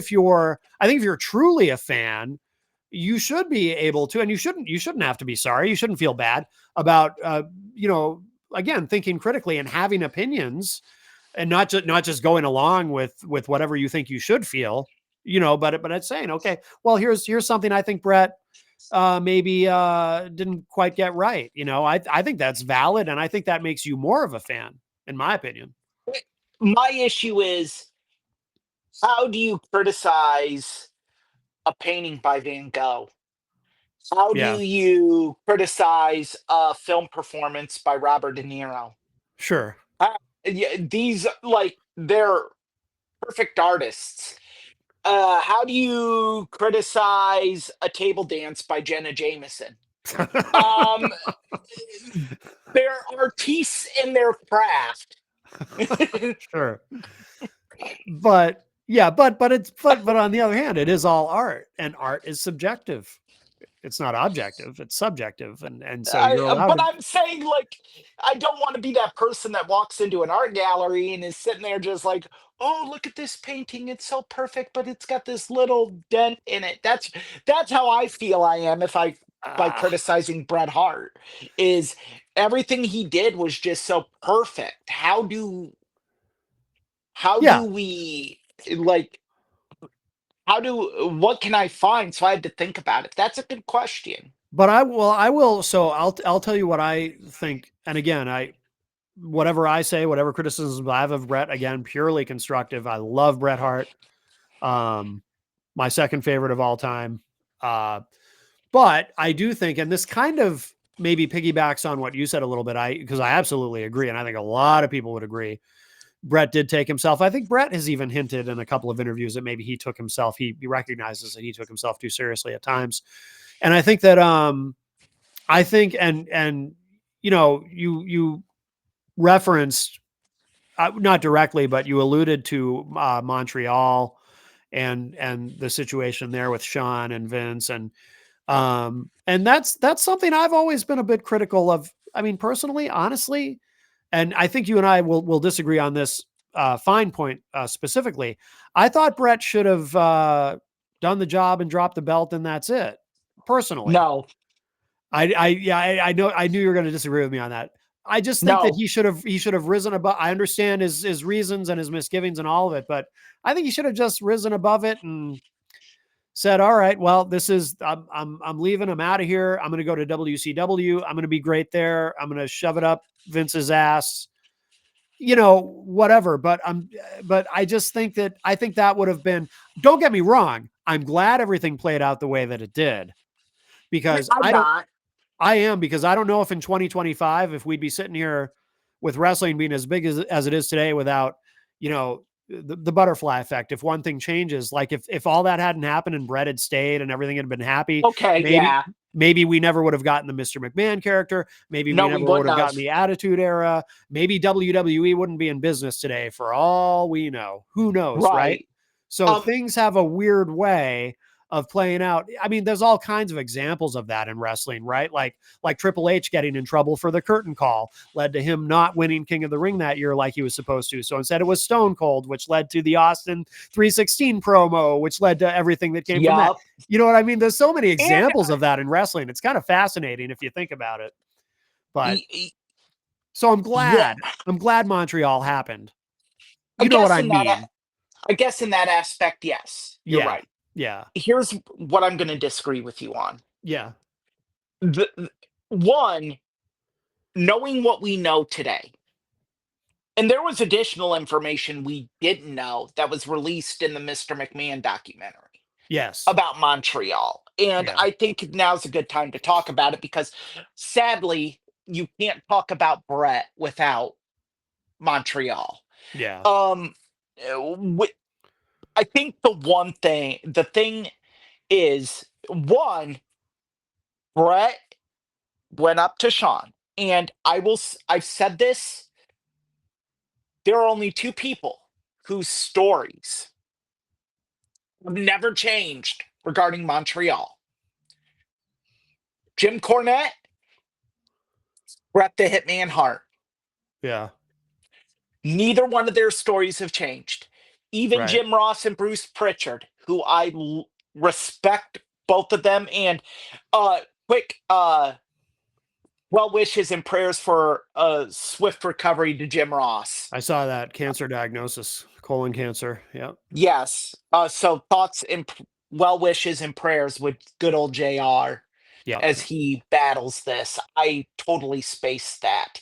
Um, but what I'm going to say is Brett went to Sean and said, "We're going to do it at Survivor Series. I have no problem putting you over. I would never do anything to hurt you in the ring." And Sean said, "I can't say the same for you." At that point, Brett was within his rights to say, "No way am I doing this." Mhm. And think about this, everything Bret Hart had done for that company leading up to that, Yeah. he had never said no to doing a job, Yeah. never said no to True. anything. True. He said no to that. Yeah. And what we found out in the Mr. McMahon documentary is Vince's complaint about the whole thing. All these many, many years later, this was just made public knowledge. Vince has always said, "I was afraid he was going to do an Alundra Blaze and take the belt to WCW and drop it in the garbage can and disrespect our title. And that can happen to the women's title, but it can't happen to our belt." Mm. Never would Yeah. have happened because Brett was still under contract Right. He wouldn't to, have been legally able to do that anyway. Yeah. and Eric Bischoff was getting hit with lawsuits. Well, not Eric Bischoff directly, Turner, by WWE, and they wanted no part of lawsuits from Titan Sports Yeah. after that. So that would never have happened. Yeah. So Vince knew that. Yeah. Brett gave a 30-day notice, Yeah. or I think it was a 60-day. It was either a 30, 60, or 90-day notice that he was breaking his contract. Regardless, the contract went through until December 12th. They Yeah. could have had Brett drop the title at any point. Well, that's a fair point. They should, and that's what they should have done to At avoid all the any mess. point Yeah. following that. And I agree with you on the butterfly effect scenario, and everything you said is spot on. Yeah. I'm saying just from the standpoint of being a Bret Hart fan, Yeah. that there was a better way to do that. And that now knowing uh, a year ago or 2 years ago, whenever the documentary was released, and this just shows what a stand up guy Bret the Hitman Hart is. He never wrote about that in his book. Right. He's never said that in an interview. He is that wasn't even in the documentary Wrestling with Shadows. Yeah. That was uncovered by a random journalist who had a copy of Bret Hart's contract. Yeah. So all these people out here saying all Bret has done is whine about Montreal. How many times have you been screwed over by a job? How many times have you been screwed over by a place that you've given your heart and your soul to? Let alone your body and your blood and your sweat to. Yeah. No. There is no, again, butterfly effect notwithstanding. There is no reason you can give me, especially knowing that new piece of information, that makes what Vincent Kennedy McMahon did that night justifiable. All right. I am going to offer a counterpoint. Oh, and I don't want to be in the position of defending Vince, especially with all that we know now. Oh my God. Right. But trying to put myself in his position. So I agree. I mean, you're right. They could have avoided it all by having Brett drop the belt to some. I mean, I remember Brett, I think it was in Wrestling with Shadows, he even says, I'll drop it to the Brooklyn Brawler. I don't care. I'm just not dropping it to Sean in Canada. Right. If Brett had gotten here's the problem for Vince. Vince is getting his ass kicked by WCW. Obviously, the company's struggling for money because they can't honor Brett's contract. He told Brett, we're going to intentionally breach the contract if we have to, because we have no other option, financial peril, all of that. Now, so Vince is already getting his ass kicked. And now if he capitulates to Brett, because Brett doesn't want to drop the belt to Shawn in Montreal, now everyone, the people who Vince has under contract still, who are still with WWE, who are probably going to go to WCW as soon as they can, as soon as that Brinks truck pulls up in front of their driveway, and they have a chance to. Now they know. Now Vince has shown weakness. Now Vince has shown, if you've got him backed into a corner, oh, Vince isn't so tough after all. You can push him around. And he let Brett push him around. Now I can push him around too. I can put my foot down and say, no, Vince, I'm not doing this.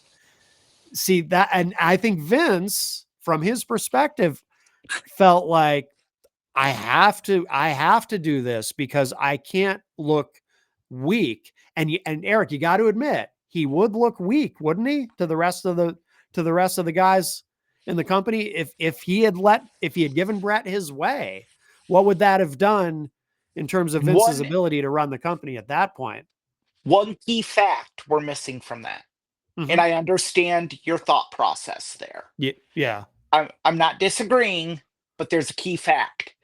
Brett had something in his contract no one else had. I'm glad you brought that up. He had creative control over his final 30 days. And so if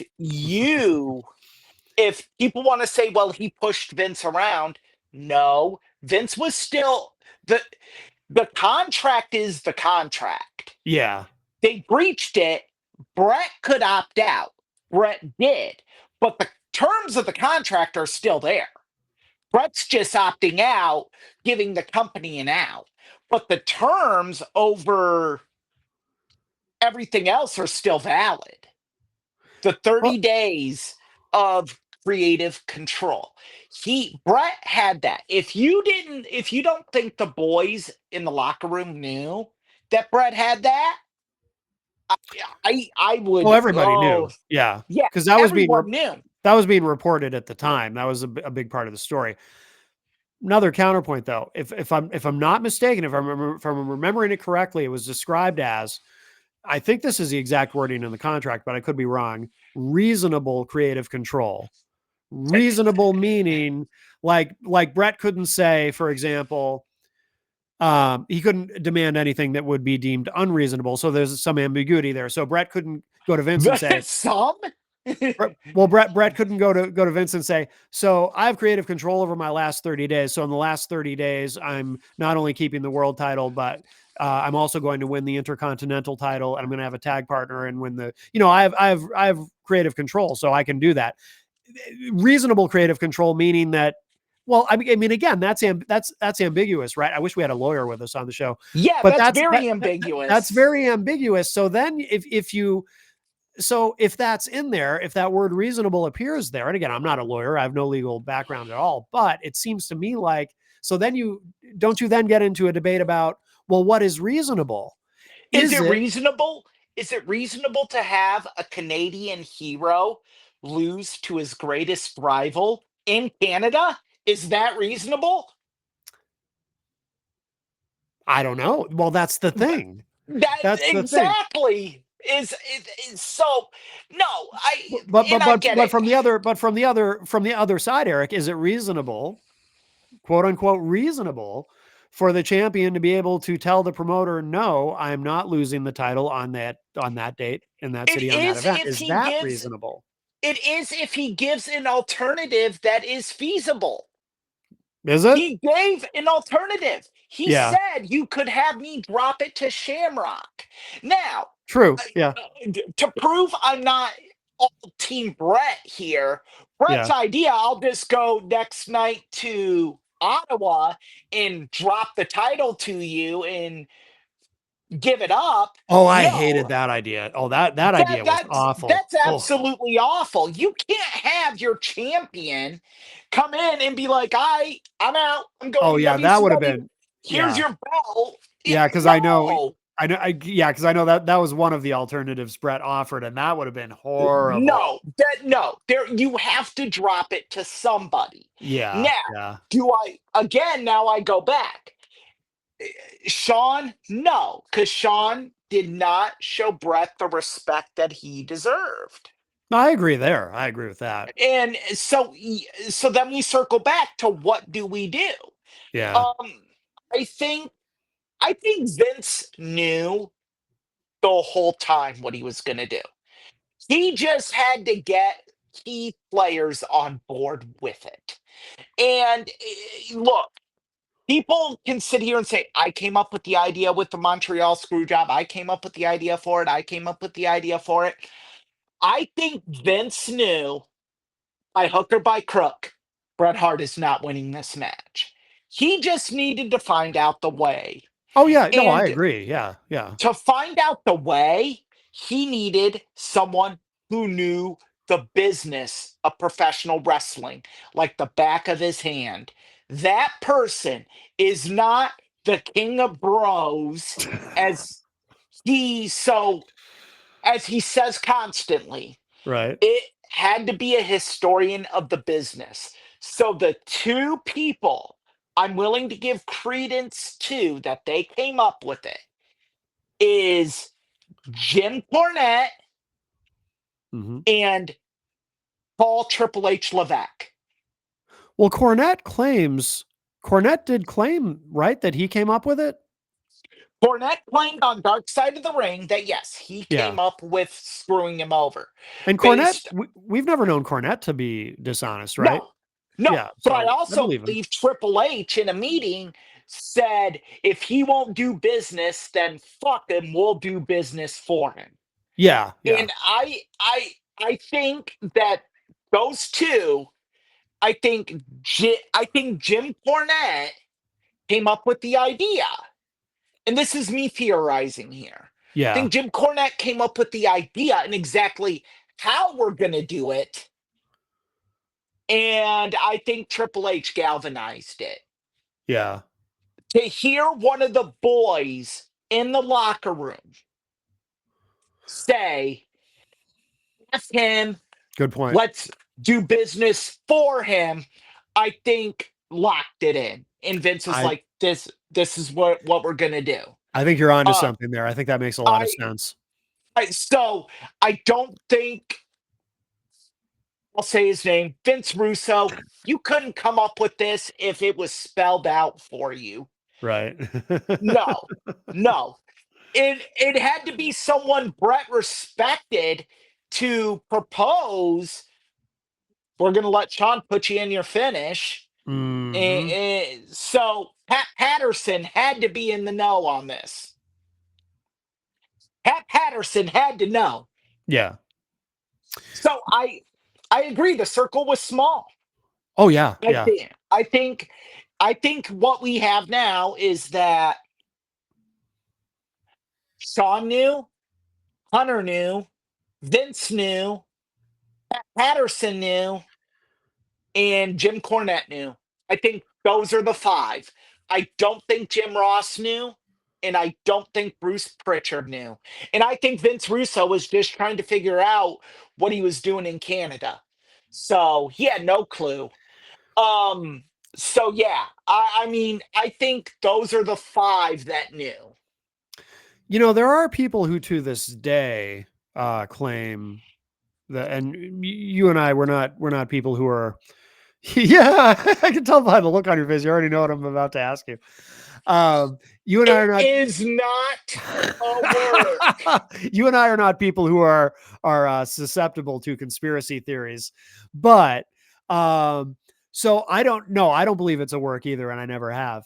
There is the only there is one piece of evidence. I know. I think I know where you're going with this because Oh, I I think I know what you're going to bring up, but I okay, want to hear it. okay. The one thing that I've always wondered about, and we did talk earlier about how some, the butterfly effect, and sometimes in wrestling things just work out, and a lot of things worked out in the aftermath of this. But one of the things that worked out really well is that that Wrestling with Shadows documentary that you mentioned earlier, a documentary about Bret Hart in the, at that time, still the WWF, which I'm sure a lot of people would have liked to have seen and been interested in, people who are fans of Bret Hart. Otherwise, it might not have a huge appeal to a large audience, but if you're a fan of Bret Hart and you're a wrestling fan, you might like to see this. And it just so happens You're not that, going where I thought you were going, oh, by I'll the be way. curious afterward to hear where you thought I was going. But it just so happens that this documentary has a pretty climactic ending that no one anticipated or thought or could have possibly seen coming. But it all just works out so perfectly for this documentary that it ends with the Montreal screw job. And again, just to be clear, I'm not saying that I think that that means it might have been a work. I don't think it was a work. I think that that was just a very, very happy accident and coincidence. But my God, the guy, what's his name? Barry something? No, Barry did no, Paul the guy, J. who is it? Paul J is the Oh, director oh, of Paul J. wrestling. Paul J might be the luckiest son of a bitch who ever made a documentary to have that work out that way. And again, I do believe it was a coincidence and it just happened to work out that way. But my God, what a lucky guy he is to have that work out that way. So I will say that. So Okay. that's the one thing that always kind of made me go, yeah, that is interesting. And that's such a good point. But you've opened the door for me to break into my mental wrestling Rolodex in my head. Yeah. I have a counter to that. Okay. So, Conrad Thompson brought that up to Bruce Pritchard. Oh, he did. Yes. Okay. In one I of the haven't listened to those in episodes a while. where they talked about either Survivor Series 97 as an event or just Bret Hart in 97. It was one of them. Yeah. And Bruce said this, and it makes a lot of sense if you think about it.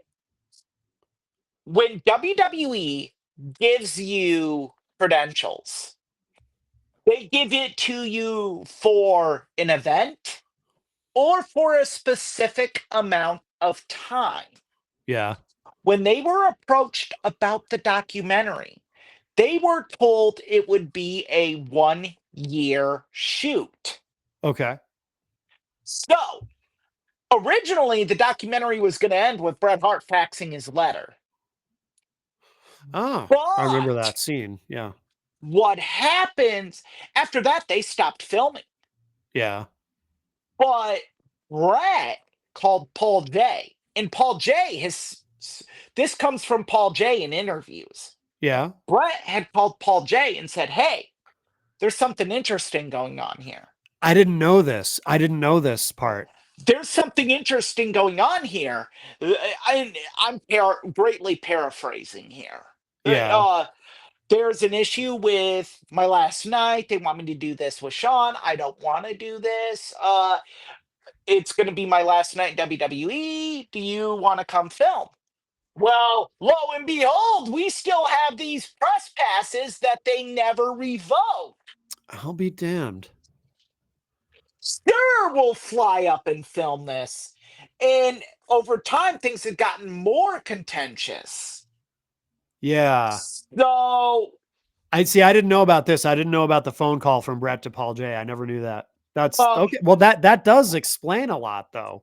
so they get there at the Molson Center in Montreal, Yeah. and the people at Montreal let them in because they're good credentials. Yeah. What are you going to say? No or wait? They didn't know Right.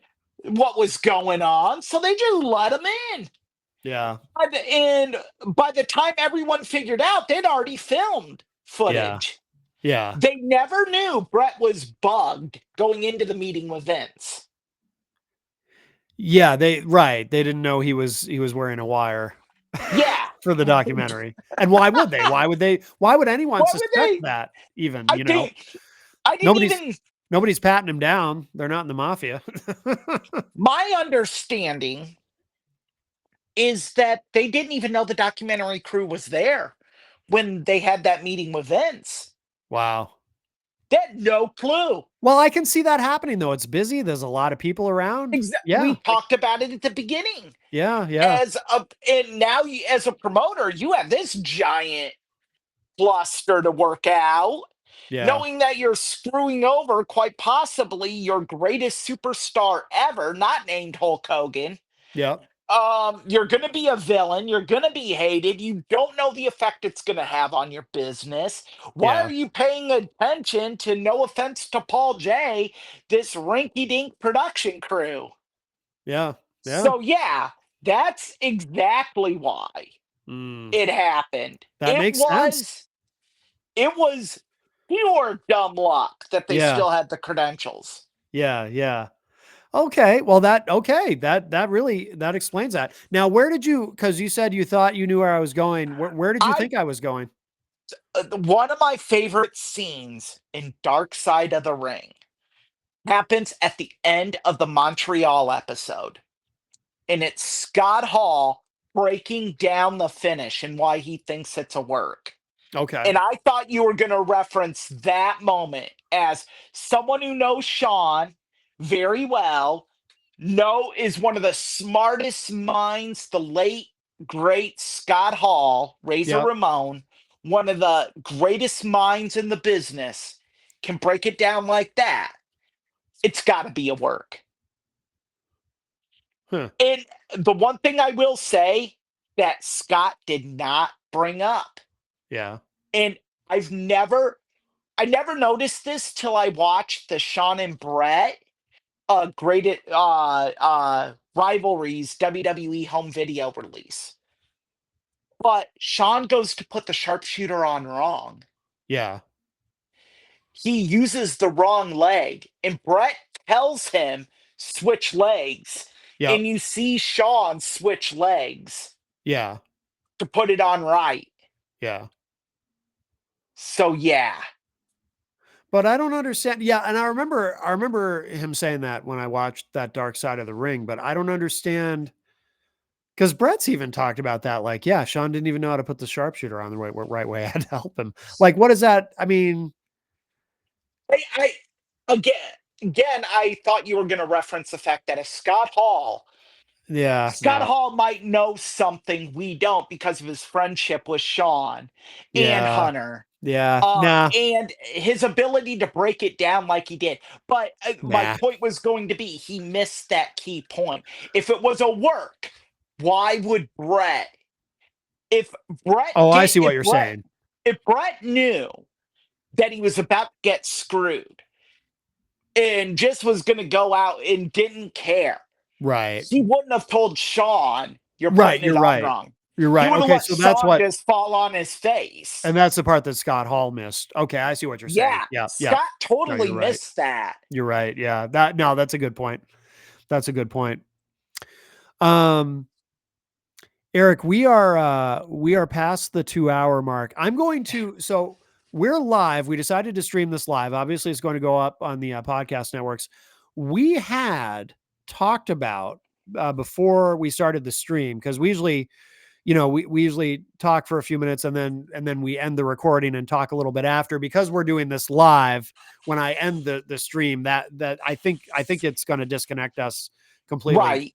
But so we're kind of doing this on the fly. So I'm going to put you on. I have an idea, but I'm kind of putting you on the spot here. Okay. I'd like to call an audible on something. So we had talked before starting this today about what we were going to do next week for our main subject, because every week we had a different Yes. subject.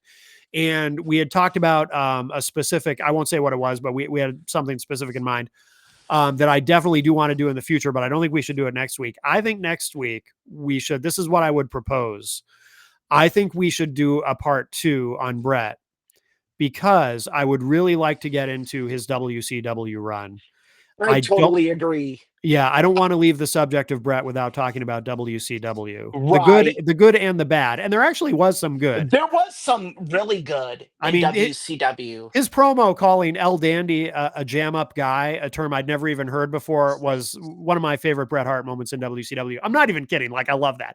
There's so much to talk about there. So 2 words: Bill Goldberg. I know the promo you're talking about. Yep. There's some really good stuff there. So we've there got we is I there think next is week we should do part 2 of Brett.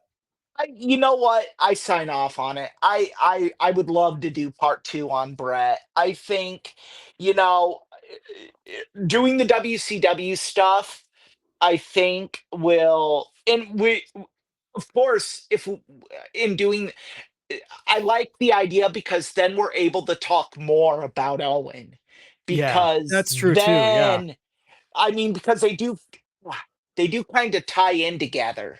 Yes. You're right. Absolutely. Absolutely. So so yeah, I really, because if you talk about Brett, I think you gotta talk about Owen, and Yeah. I will make a promise, and I'm calling an audible now. We will do an episode dedicated to Owen Hart Oh, at some absolutely. point, because Absolutely. We've got we to. Yeah. absolutely have to. Yeah. Um, and probably the Hart family in general should get their own at some point, because Oh, yeah. you got to talk about Stampede. The problem, and I'll share this with our audience, is there isn't a lot of real great footage of Stampede wrestling Mm. out there. WWE Network, I don't believe, has any of it on the Oh, network, okay. which is unfortunate because there's a lot of great stuff. Um, on one of the Bret Hart Blu-ray releases, there's a great 2 out of 3 falls match he had with Dynamite Kid on there, but there's stuff missing from it. Mm. So Okay. that's unfortunate. It's Yeah. just what they use to tape Yeah. in Canada. So Yeah. Yeah. All right. so yeah, no, I totally sign off on that. I think doing a part 2 on Brett is very fitting, because you can't really encompass his career in a 2-hour bow. Yeah. Yeah. Agreed. Agreed. Well, this has been wonderful as always, of course. And Any more comments from the fans, or no, it's been quiet in there. I don't know. Again, I don't know how many people are watching or listening live. you know what? Uh, Screw it. Next week we'll do it live again. we'll do it live. We'll do it Yeah, live. yeah, fuck it. We'll do it live. I'll write it and we'll do it live. Yup. Absolutely. We'll do it live again. That way we can build it up and have an audience. Uh, Yes. and have people come in and talk about Brett, or say what you feel. Yeah. I mean, if now I will say this: if you're negative on Brett the Hitman Hart, I'm not responsible for what I say. I I am not. You, man, we might get kicked off the internet We next might. week. It happens to people. They get It does. They get suspended 9 uh, times mhm. off of you male genitalia or something, or whatever Yeah. they call it. Yeah. Uh Zuckerberg suspends them, and a lot of it is because they're just an uneducated moron. Yeah. But no, you people will be at fault for talking negatively about Brett the Hitman Hart. Yes. Understood. This will Understood. not be my fault. All right, fair enough. Fair enough. Well, very good. So, with that disclaimer, we will again please like us, follow us on social media. Tough Bumps. We're everywhere, and that'll do it for this Someone tag edition. Joey. Someone tag Joey Janela. What'd you just say? You want to fight Joey Janela? Is that what you said? Fight Joey Janela. Oh, man, I have a gimp arm right now from work. So mm, I'd still fight him. Yeah. One arm and all. With All my right. arm in a sling, I would fight Joey Janela. Uh, Nice. because Joey's big into sympathy, apparently.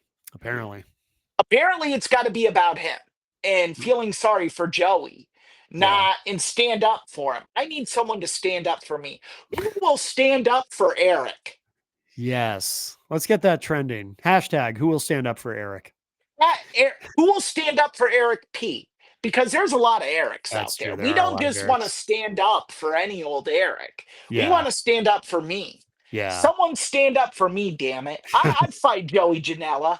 Fair enough. The And challenge has been made. I won't even need Kratom to do it. Good. Well, that's good thing, I guess. Okay. Well, I'm fair just enough. stupid. Fair enough. All right. That concludes episode 4 of Tough Bumps, and we'll talk to y'all next week. Thanks, Eric. Thank you. Bye, guys.